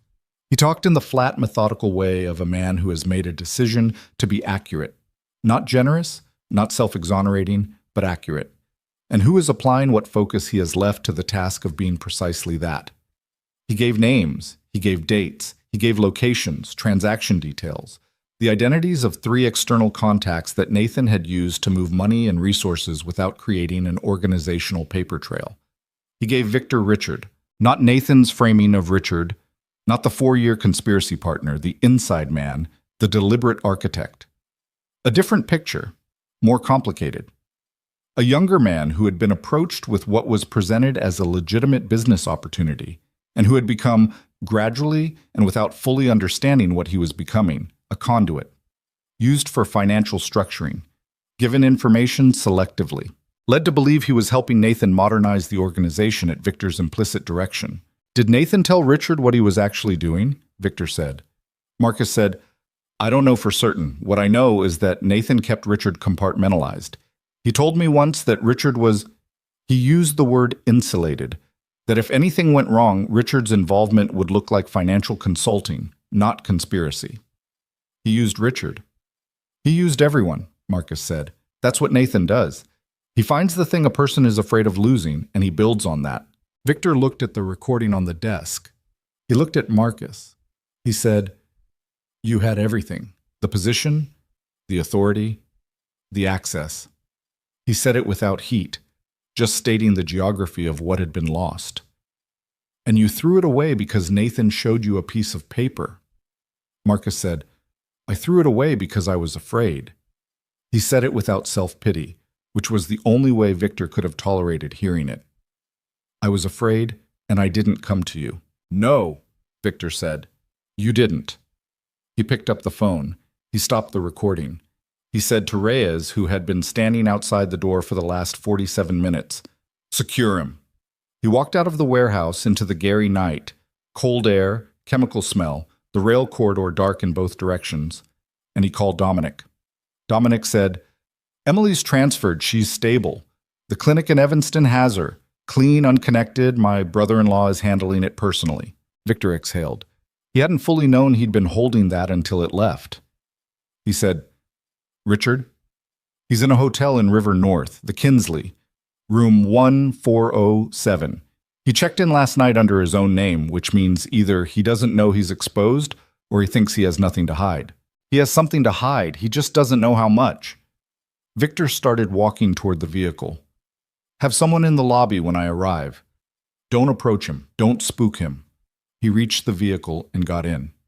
"And Dominic, I need the full 15-name list, the people Nathan messaged. I need it before I go to the hotel." "I have it." "How many committed? How many coerced?" "Best current assessment, 4 committed, 11 coerced. The 11 have been making contact with each other since midnight. Encrypted communications, but the pattern is one of people trying to find an exit." "They're scared. They're terrified," Dominic said. "And they should be, but some of them, Victor, some of them are people who were put in an impossible position by a man with information they couldn't afford to have public." A pause. "I think you should hear them out before you decide." Victor said, "I intend to." He looked out the window at the Gary industrial corridor moving past in the dark. "Get the 4 committed ones off the street, quietly. The 11, reach out, tonight. From me, by name. Tell them what I know, tell them what Nathan had on them, and tell them that the information Nathan was using is now in my possession, and its disposition is going to depend on what they do in the next 6 hours. That's a mercy I wouldn't have expected," Dominic said. "Not criticism, observation." "It's not mercy," Victor said. "It's accuracy. Nathan manufactured fear and used it as a construction material. I'm not going to punish people for being afraid of a man who was very good at making people afraid." A pause. "I'm going to punish the people who chose it. That's a smaller number." The vehicle moved north through the dark toward Chicago.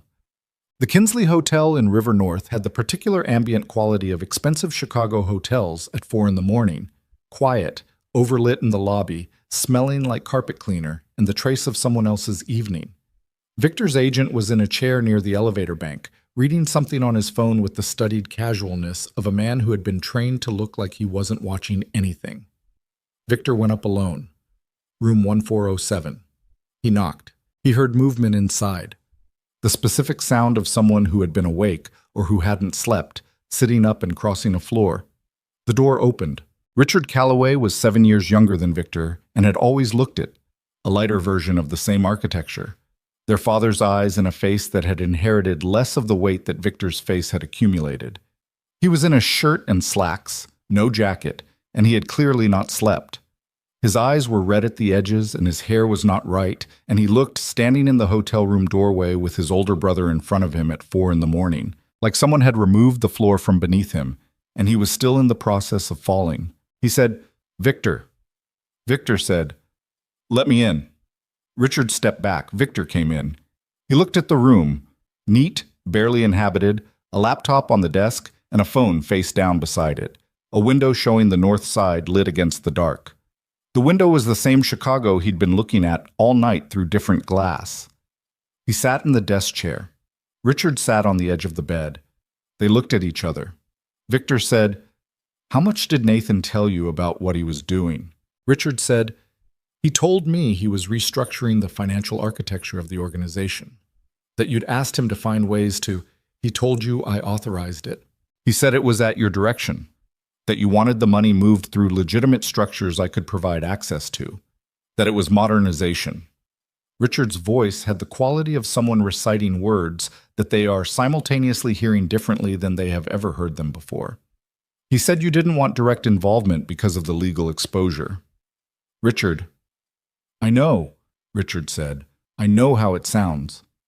Do you know what he used that money for? I'm starting to. His voice cracked on the last word. A small fracture, quickly controlled. I've been sitting in this room since 10 o'clock tonight trying to... He stopped. He pressed his hand flat against his knee. I got a call from someone in the organization, someone I didn't know. They told me Nathan was being investigated, that there had been an attempt on your life, that a woman was in the hospital. He looked at Victor. I didn't know about any of it. Victor. The bomb. The woman, I did not know. Victor looked at his brother. He looked at him the way you look at someone when the question is not what they're saying, but what the truth is beneath it. And the particular difficulty of this moment was that the evidence of the 4-year financial thread was real, and Richard's shock was also real. And both things could be true simultaneously, which was the most exhausting category of situation a man could find himself in at 4:17 in the morning after the longest night of his life. He said, the money you moved, the structures you provided access to, do you understand what Nathan used them for? To fund the people he was bringing against you. Among other things, Victor leaned forward. Richard, look at me. Richard looked at him. Nathan was going to let me die in my own vehicle, and then he was going to take everything, and the financial architecture you built for him, the structures, the access, the clean movement of resources, was the foundation he built it on. Victor's voice stayed even. He kept it even the way you keep a vehicle on a road in ice, constant adjustment, constant attention, the discipline of not allowing the slide to start. Whether or not you knew what it was for, you built it. Richard's face did something complicated and painful. He said, what do you need from me? Not, what happens to me now? Not, am I in trouble? Not a self-protective question. What do you need from me? Victor sat with that for 3 seconds. He said, everything, every transaction, every structure, every communication with Nathan over 4 years. Everything documented, everything preserved, everything organized in a format that I can use. He stood up. And then you stay in this room, with my people outside the door, until I decide how to handle the rest of it.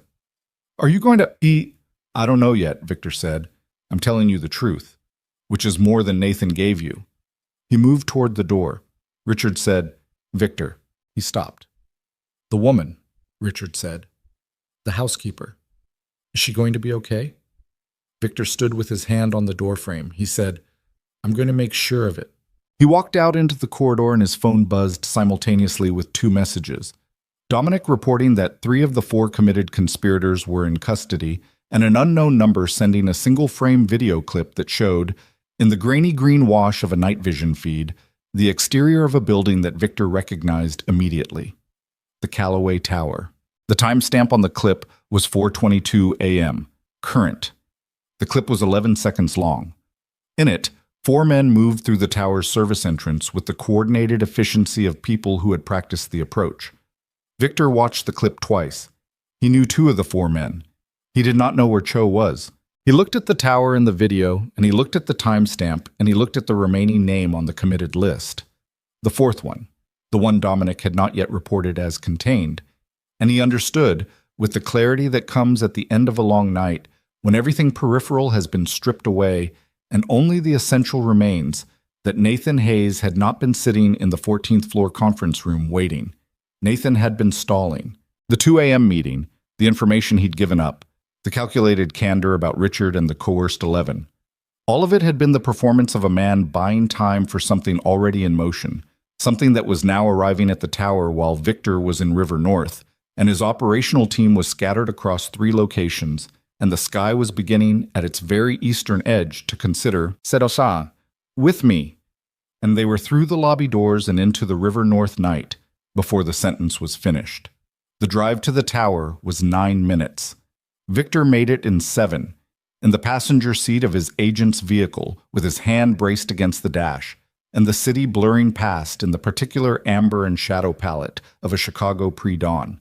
That hour when the night shift hasn't ended and the morning hasn't started, and the streets belong to no one and everyone simultaneously. He used the 9 minutes, 7 minutes, to think. Nathan had stalled.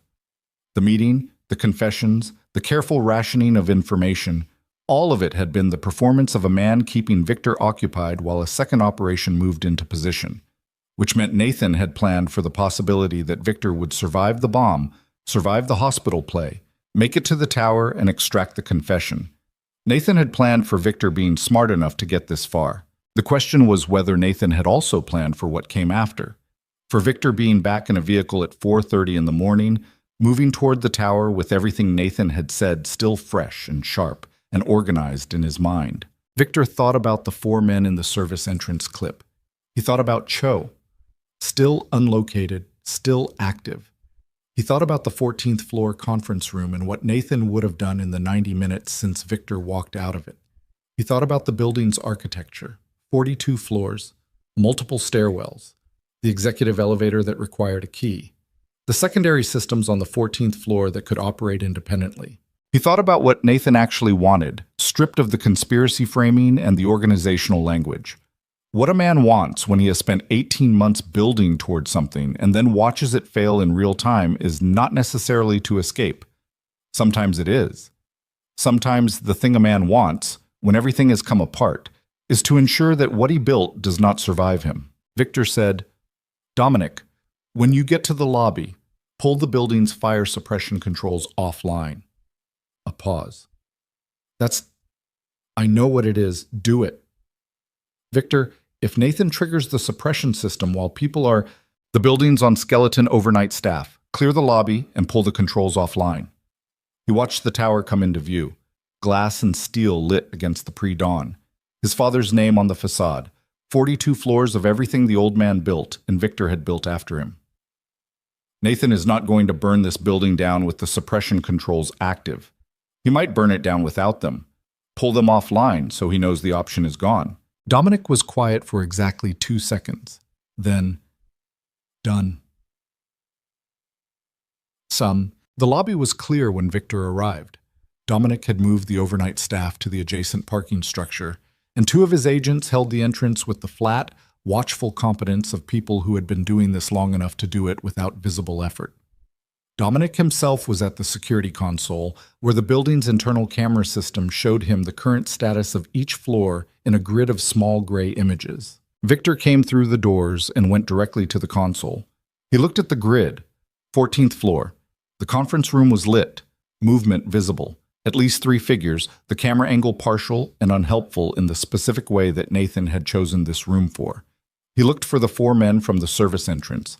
Dominic pointed to the screen showing the building's service corridor on the 11th floor. They've been stationary for 6 minutes, waiting for Nathan's signal. That's my read. And Cho? Dominic's finger moved to a different screen. Exterior camera, south face of the building.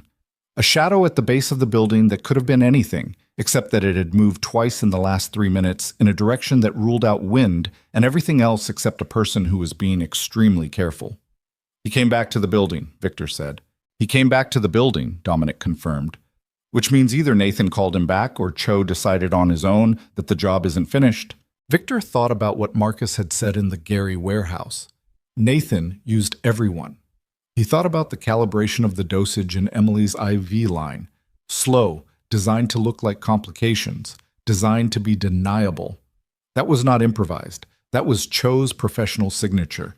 And a man with that signature did not abandon assignments because the operational environment had become complicated. Cho was here because Emily was no longer here, and he knew it, and he was here for the next available target. Victor said, "Who knows I'm in this building right now?" Dominic said, "Everyone in this lobby. Nathan, if he's watching the exterior cameras, he still has access to the building systems from the 14th floor." A pause. "Cho, if Nathan told him, then we use it," Victor said. He looked at the agent nearest the elevator. "I'm going up, alone, in the executive elevator. visible on every camera in the system. He looked at Dominic. When I'm in the elevator, move on the 4 men in the service corridor, quietly. I don't want Nathan hearing anything that tells him his backup is gone before I'm in that room. Dominic said, And Cho? Cho is yours. The moment I'm in the elevator, take him, whatever it takes. Alive? Victor looked at the shadow on the exterior camera. He thought about a maintenance ledge 14 inches wide. He thought about a thin secondary line inserted into an IV port with the precision of someone who had done it before and would do it again without losing sleep. He said, Alive if it's possible. Dominic nodded once. Victor straightened his jacket. He looked at the cut above his eyebrow in the black reflection of the console screen. It had stopped bleeding sometime in the last hour, dried dark against his skin, a line that would leave a mark for a week. His jacket had not improved. He looked, by any objective measure, like a man who had been through a very bad night. He pressed the button for the executive elevator. He got in. 42 seconds to the 14th floor. He counted them. At 20 seconds, he heard, faint through the elevator shaft, the sound of something that was not quite a shout. Controlled, compressed. The sound of a physical confrontation being managed by professionals who had been told to keep it quiet. The service corridor. Dominic's team moving on the 4 men. At 31 seconds, his phone buzzed. Single word from Dominic, clear. At 42 seconds, the elevator opened onto the 14th floor corridor, and Victor walked out into the full brightness of the lights that had never been reset, and he walked toward the conference room at the end of the hall, and he did not slow down, and he did not stop. He opened the door. Nathan was standing at the window. He was standing exactly where Victor had been standing earlier in the night, at the tower glass, looking out at the city, hands clasped behind his back. And the mirror quality of it was not accidental. Nathan was a deliberate man. Everything he did was placed. 2 men flanked him. Victor recognized one, the 4th committed conspirator from Dominic's list, a logistics coordinator named Briggs, who had been with the organization for 6 years and who Victor now understood had not been coerced.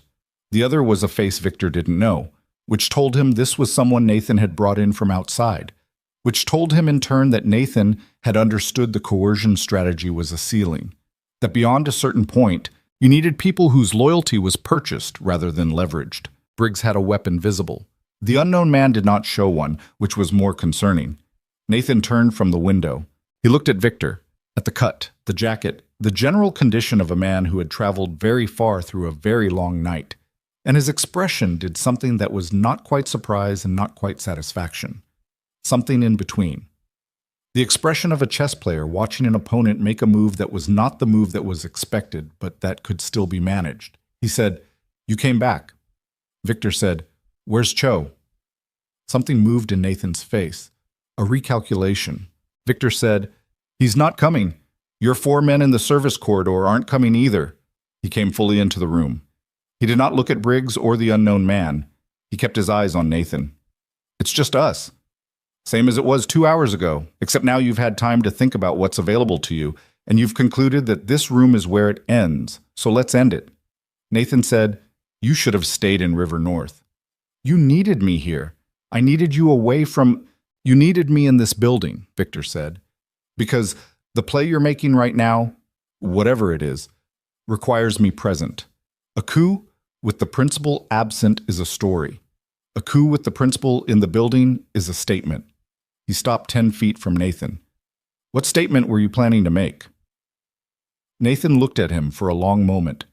The city was gray going to blue behind him, the first dilution of night that means morning is coming whether or not you're ready for it. He said, "Sit down, Victor." "No. I'm asking you to... I heard you the first time." Victor's voice was not loud. It had the quality it had arrived at sometime around 2 in the morning after the conference room in Gary and Richard's hotel room, stripped of everything except what was necessary, the way a piece of metal is stripped when it has been in fire long enough. "I came up here alone. My people have the building. Cho is contained. You have 2 men and a window. Tell me what you actually want." Nathan was quiet for 10 seconds. Then he sat down. He sat in the chair at the head of the table, the same chair, the same position, and he folded his hands on the table in front of him, and he looked at Victor with an expression that had finally relinquished the last of its performance layers. What was underneath was not what Victor expected. It was tired. Simply, deeply tired.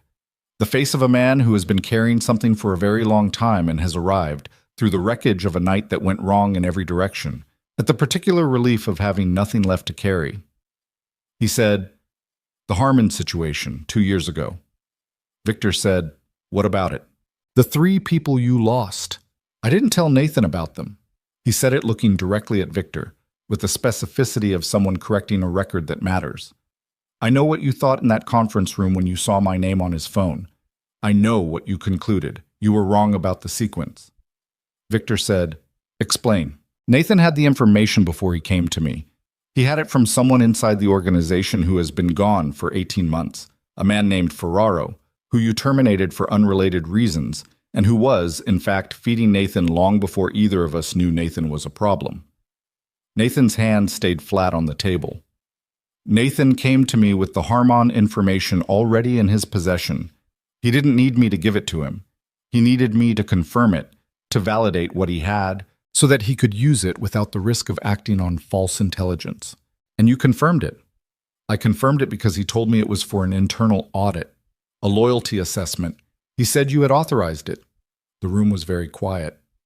Victor said, "He used the same line on you that he used on Richard." "He's consistent," Nathan said. I'll give him that." "When did you know?" 8 months ago. I found something in the financial records that didn't align with what Nathan had told me. I started looking."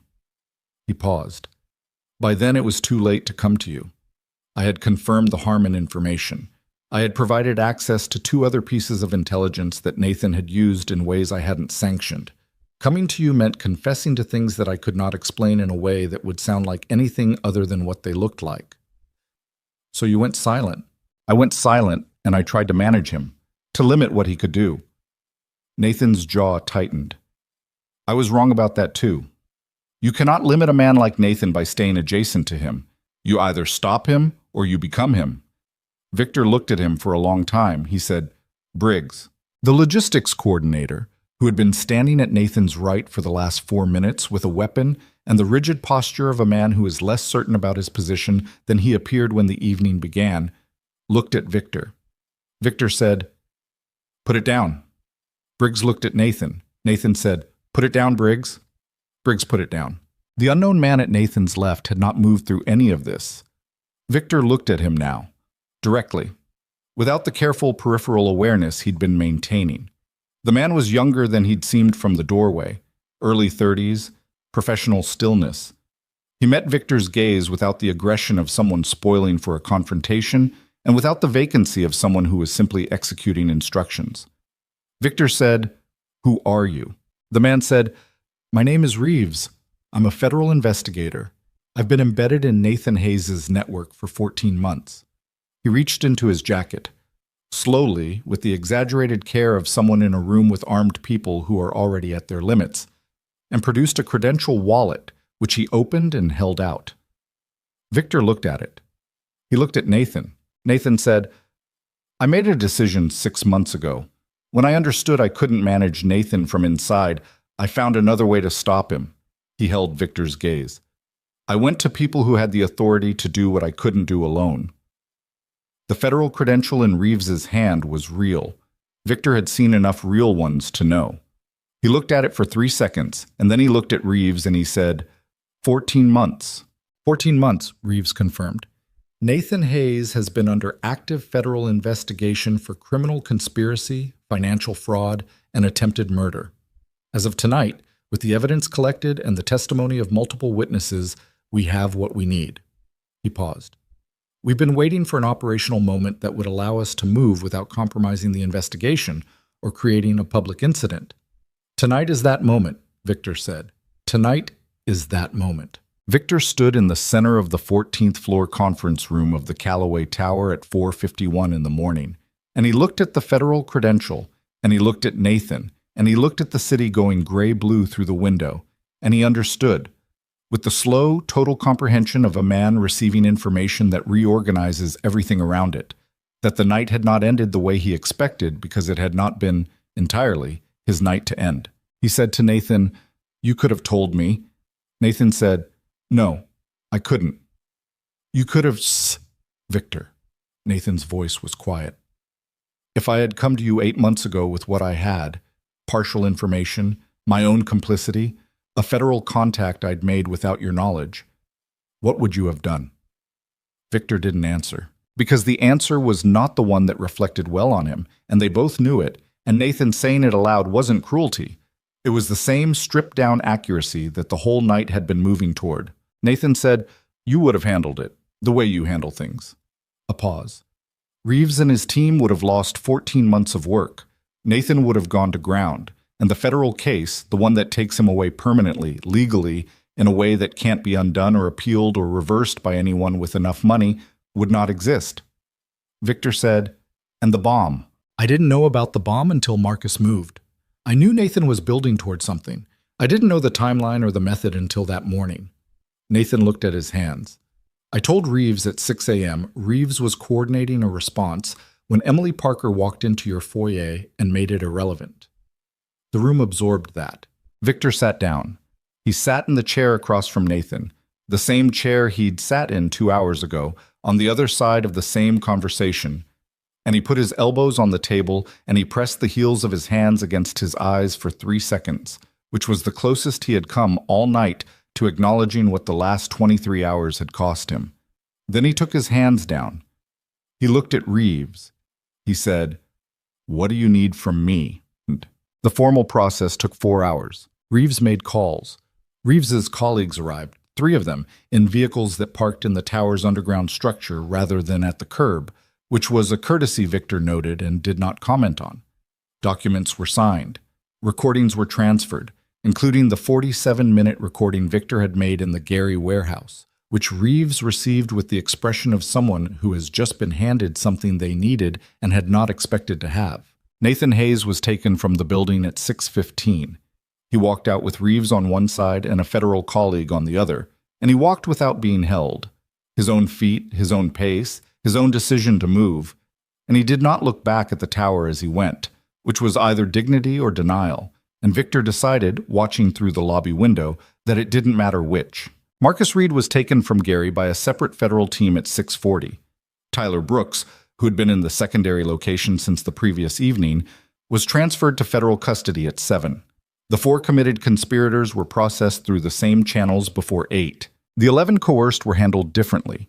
Each of them received a phone call from Victor personally because he had said he would do it personally, and he did it personally, sitting in the tower lobby with a cup of coffee that was better than the hospital vending machines and worse than anything he would normally accept, working through the list one by one as the morning came up outside. The calls were short. He told each of them what he knew, what the federal case meant, and what their cooperation with the investigation would determine about their continued roles. He did not threaten. He did not perform generosity.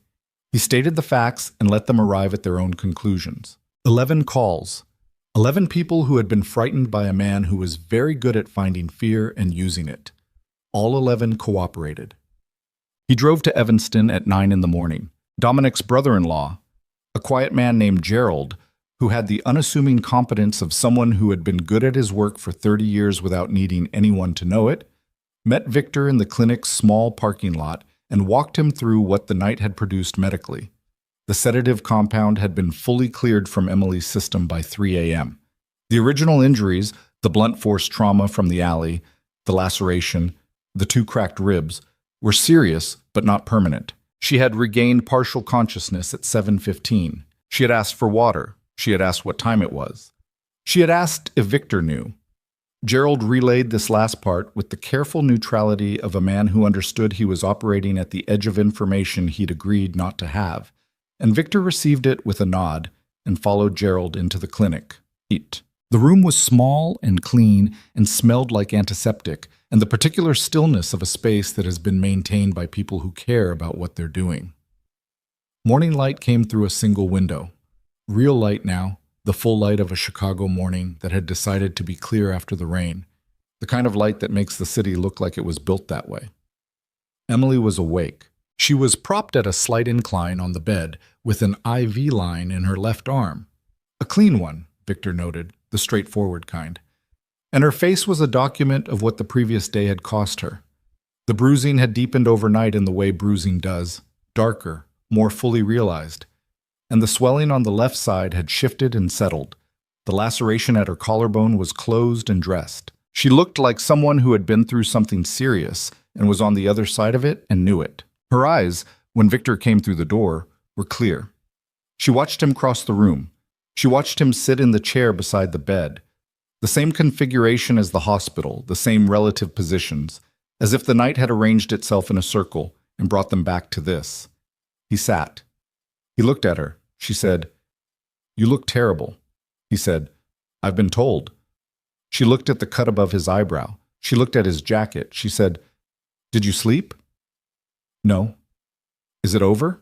He thought about how to answer that, about Nathan and Reeves and the federal case, and Richard sitting in a River North hotel room with a laptop and 4 years of financial documentation, and Marcus in federal custody, and Cho, who had been taken outside the tower's south face by Dominic's people at 438 with a broken wrist and a profound reluctance to say anything that Reeves's colleagues had been patiently working on since 5 a.m.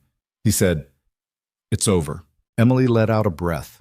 It was a long breath, the kind that has been held for a significant period of time and is finally, carefully, released.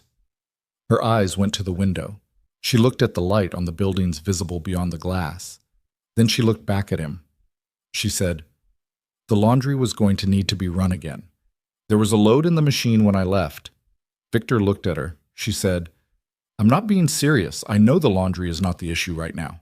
"No," he said, "it's not. I just—" She stopped. She looked at her hands. The right one, the one that had held the fabric, was unbandaged now, and he could see a faint bruising across the knuckles from where she had apparently grabbed something and held it. "I keep thinking about ordinary things. It's what my brain wants to do. Go back to ordinary." Victor said, "That's not where you're going." She looked at him. He said, "The medical costs are handled. All of them. There's going to be an account established in your name, but not a salary, not a severance. Compensation. For what you did and what it cost you." He said it the way he said things he had decided. Flatly, finally, without invitation for negotiation. "Your family is going to be looked after. Your mother, your brother. That's already in motion. Your apartment, the lease situation, the building issues, all of it handled." Emily was quiet. He said, "You're not going back to the mansion." She said, "I figured. Not because there's any question about what you did. Because you deserve something better than scrubbing floors for a man who didn't bother to see you for 3 years." The room was quiet for a moment. Emily said, "You did eventually. At the cost of nearly getting you killed. I made choices that contributed to the nearly getting killed part," she said. "I knew what I was walking into when I stopped you in the foyer. Not the full picture, but enough." She looked at him directly. "I'm not fragile, Mr. Calloway. I'm injured. Those are different things." He looked at her, at the bruised face and the clear eyes, and the quality in her that he had finally identified and could not unidentify.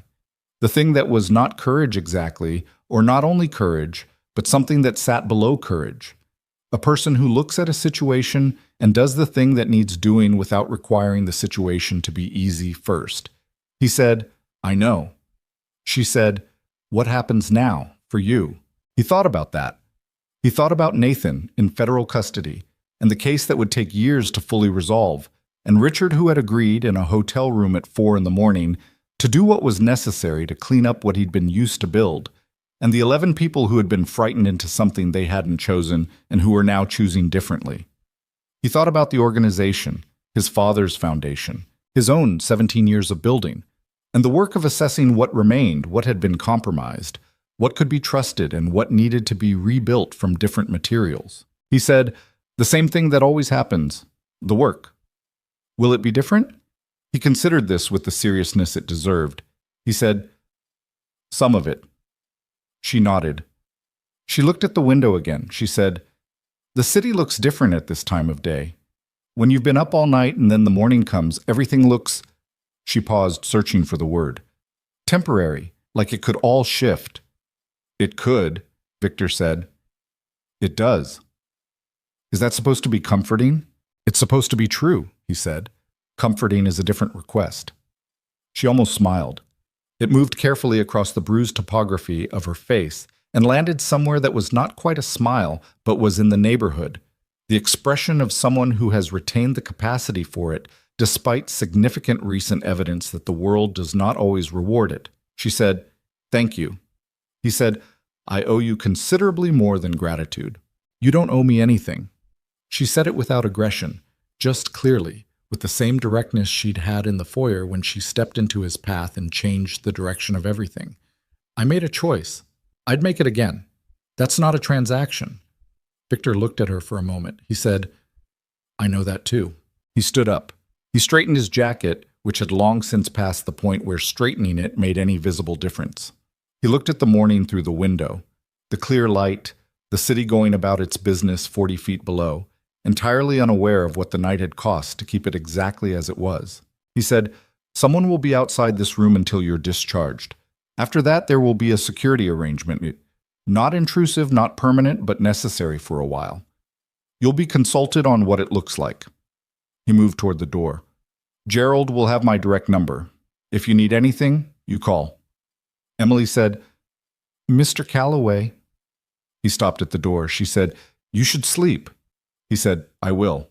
He went out into the corridor and closed the door behind him and stood in the quiet of Gerald's small clinic for a moment, with the morning coming through the skylight above the reception desk, and he let himself feel the weight of the night in full, every hour of it, every decision, every piece of what he had learned about the people around him and about himself, the complete accounting of what trust costs when it is misplaced and what it is worth when it is not. He felt it. He didn't perform it or manage it. He stood in the corridor of a small clinic in Evanston and let it sit on him for 30 seconds. Then he called Dominic. Dominic said, "How is she?" Victor said, "Awake, clear, she's going to be fine." He started walking toward the exit. "Where are we?" Dominic ran through it. Cho had provided a full accounting to Reeves's team by 8 a.m., including 3 external contacts that the federal case had not previously identified. The financial documentation Richard was assembling had already produced 2 discoveries that Reeves described, according to Dominic, as significant. The 11 coerced members of the organization were cooperating across the board. The 4 committed conspirators were in federal custody. Marcus Reed had asked, through his attorney, to speak with Victor directly. Victor said, "No." "Understood." "Not yet," Victor corrected. "Not until the federal process has what it needs from him. After that, maybe. Depending." He pushed through the clinic's front door into the morning. And Richard, still at the hotel, still working. He called me at 8 to ask if there was anything specific you needed prioritized. Victor stopped on the clinic steps. The morning air was cold and clean after the rain, the particular sharpness of a Chicago morning that has decided to be honest about what it is. He breathed it in. One full breath, the first one in hours that wasn't measured against what needed to happen next.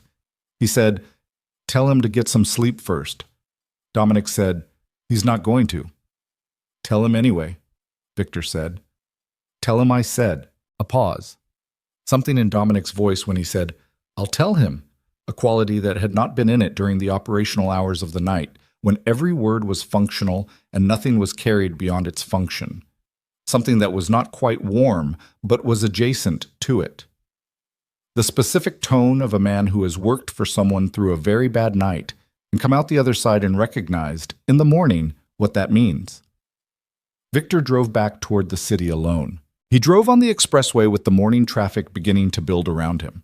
The ordinary machinery of the city returning to itself, commuters and delivery trucks, and the particular democratic flow of a major American city that does not stop for any one person's catastrophe, that absorbs everything and continues, which is either its cruelty or its mercy, depending on where you're standing. He drove and he thought about Emily Parker saying, "I made a choice. I'd make it again. That's not a transaction." He thought about what it meant to be seen for what you actually are, not what you present, not what your position requires, but what you are underneath in the moments when the performance layer is gone and only the person remains. He thought about how rarely that happened in his particular world, and how much of what he had constructed over 17 years was designed to make it less likely rather than more. He thought about a woman who had worked in his house for 3 years and who had seen something in him. In that phone call with his sister, in whatever other accumulated moments her quiet observation had catalogued, that was worth risking her life for. He thought about what it meant that he had not known she was there, not the operational failure of it, the security implication of an employee who moved through your space undetected, but the human one, the simple fact of a person who was present every day and invisible, and the choice, which had not been conscious, to keep her that way. He thought about how many other choices like that he had made, how many other people. The expressway carried him south toward the city's center, toward the tower with his father's name on it and the 14th floor that would need to be reassessed, and the organization that would need, in the weeks and months ahead, to be rebuilt in the places where it had been compromised. Toward the work, the same work, and in some ways that he was only beginning to understand, different work. He thought about Nathan's voice saying, "You're sentimental," and his own voice saying, "I was." He had said it as an acknowledgement of past error. He was not certain, this morning, that it was an error. He was not certain that the capacity to be moved by things, by a woman who cleaned your floors, choosing to save your life, by a brother who had been used and who had asked not what happens to me, but what do you need, was the liability he had always treated it as. He was not certain. He was willing, for the first time in a long time, to sit with the uncertainty. The city came up around him as he exited the expressway. The glass and stone and the particular smell of Chicago in the morning, the lake cold and present somewhere east of everything, orienting the city the way it always had. He drove through it toward whatever came next. He drove through it and he let himself arrive. 3 weeks later, Emily Parker walked out of Gerald's clinic on her own 2 feet, into a morning that was colder than the one she had woken up in, with winter moving seriously down from the north in the way Chicago winters do. Not a gradual transition, but a decision, the weather making up its mind. She stood on the clinic steps with a jacket that Victor's assistant had arranged, and a phone that had her mother's number already in it, and she looked at the street. A car was waiting, not armored, not conspicuous, a clean gray sedan with a driver who introduced himself as Frank and who asked her, once she was in, whether she wanted the heat on or off. She said, "On." Frank turned the heat on. She looked out the window as the city moved past. She had grown up in this city. She had cleaned its buildings and taken its buses and carried its weather in her body for 31 years. It looked the same from the outside, glass and stone and the compressed urgency of a place that does not wait for you. It felt different from the inside. She was not sure yet whether that was the city or herself, and she thought that was probably the right question to be unable to answer, for now. Her phone rang. The number was Victor's direct line, which she had used exactly once, a test call, at Gerald's suggestion, to confirm it was working. She answered. Victor said, "How do you feel?" She said, "Functional?" That's not an answer. It's the most accurate one I have right now. A pause. She could hear faintly the ambient sound of his office, the tower, probably, the ordinary operations of a city morning conducting themselves around whatever he was working through. He said, "There's a position in organizational operations, not a title that exists yet, not something with a clear precedent, managing the internal culture of the organization, the staff, the structure, how things actually work versus how they're supposed to work."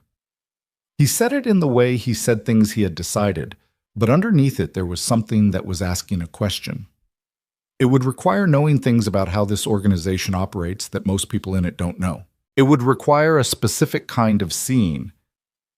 Emily said, "I've been doing that for 3 years." "I know," Victor said. "I'm asking if you want to be paid for it." She looked out the window. Chicago moved past, familiar and strange, the same city and a different one. She thought about what it meant to be offered a place in a world that had almost killed her, and whether that was the irony it sounded like, or whether it was something more complicated than irony. She thought about what she had said to Victor in the clinic room. I'd make it again. She had meant it. She still meant it. Not because the choice had been easy, or because the cost had been acceptable, or because she had any interest in pretending that nearly dying was something other than what it was, but because a choice made from the right place, from the part of a person that has not been defeated by fear or exhaustion or the particular arithmetic of self-preservation, does not stop being the right choice because it was hard. She said, "I have conditions." Victor said, "Name them." She named them. He listened. He agreed to two without discussion, pushed back on one with a counterargument that was reasonable enough that she amended it rather than held it, and said nothing about the fourth for long enough that she thought the call had dropped. Then he said, "The fourth one is fine." She said, "Just like that." "You said you're not fragile. I'm taking you at your word." She looked at the city. She said, "All right." He said, "All right." The call ended. Frank drove. Chicago opened up in front of them, the lake appearing as they crested a rise, gray and enormous and present. The thing that had always been there at the edge of the city's consciousness, orienting everything whether or not you chose to look at it. Emily looked at it. She looked at it for a long time. The woman who everyone had overlooked, the invisible one, the one who noticed things precisely because no one thought to notice her, sat in a clean gray sedan on a cold Chicago morning and looked at the lake and understood, with the particular clarity of someone who has come through something at significant cost and arrived somewhere real on the other side, that her life had not changed because of what Victor Calloway had decided to give her. It had changed because of what she had decided to do. That was a different thing. It was the most important thing. And she held it the way she had held the torn piece of fabric in the hospital, tightly, deliberately, with the full intention of not letting go. The car moved through the city. The lake stayed where it always was. Chicago went on.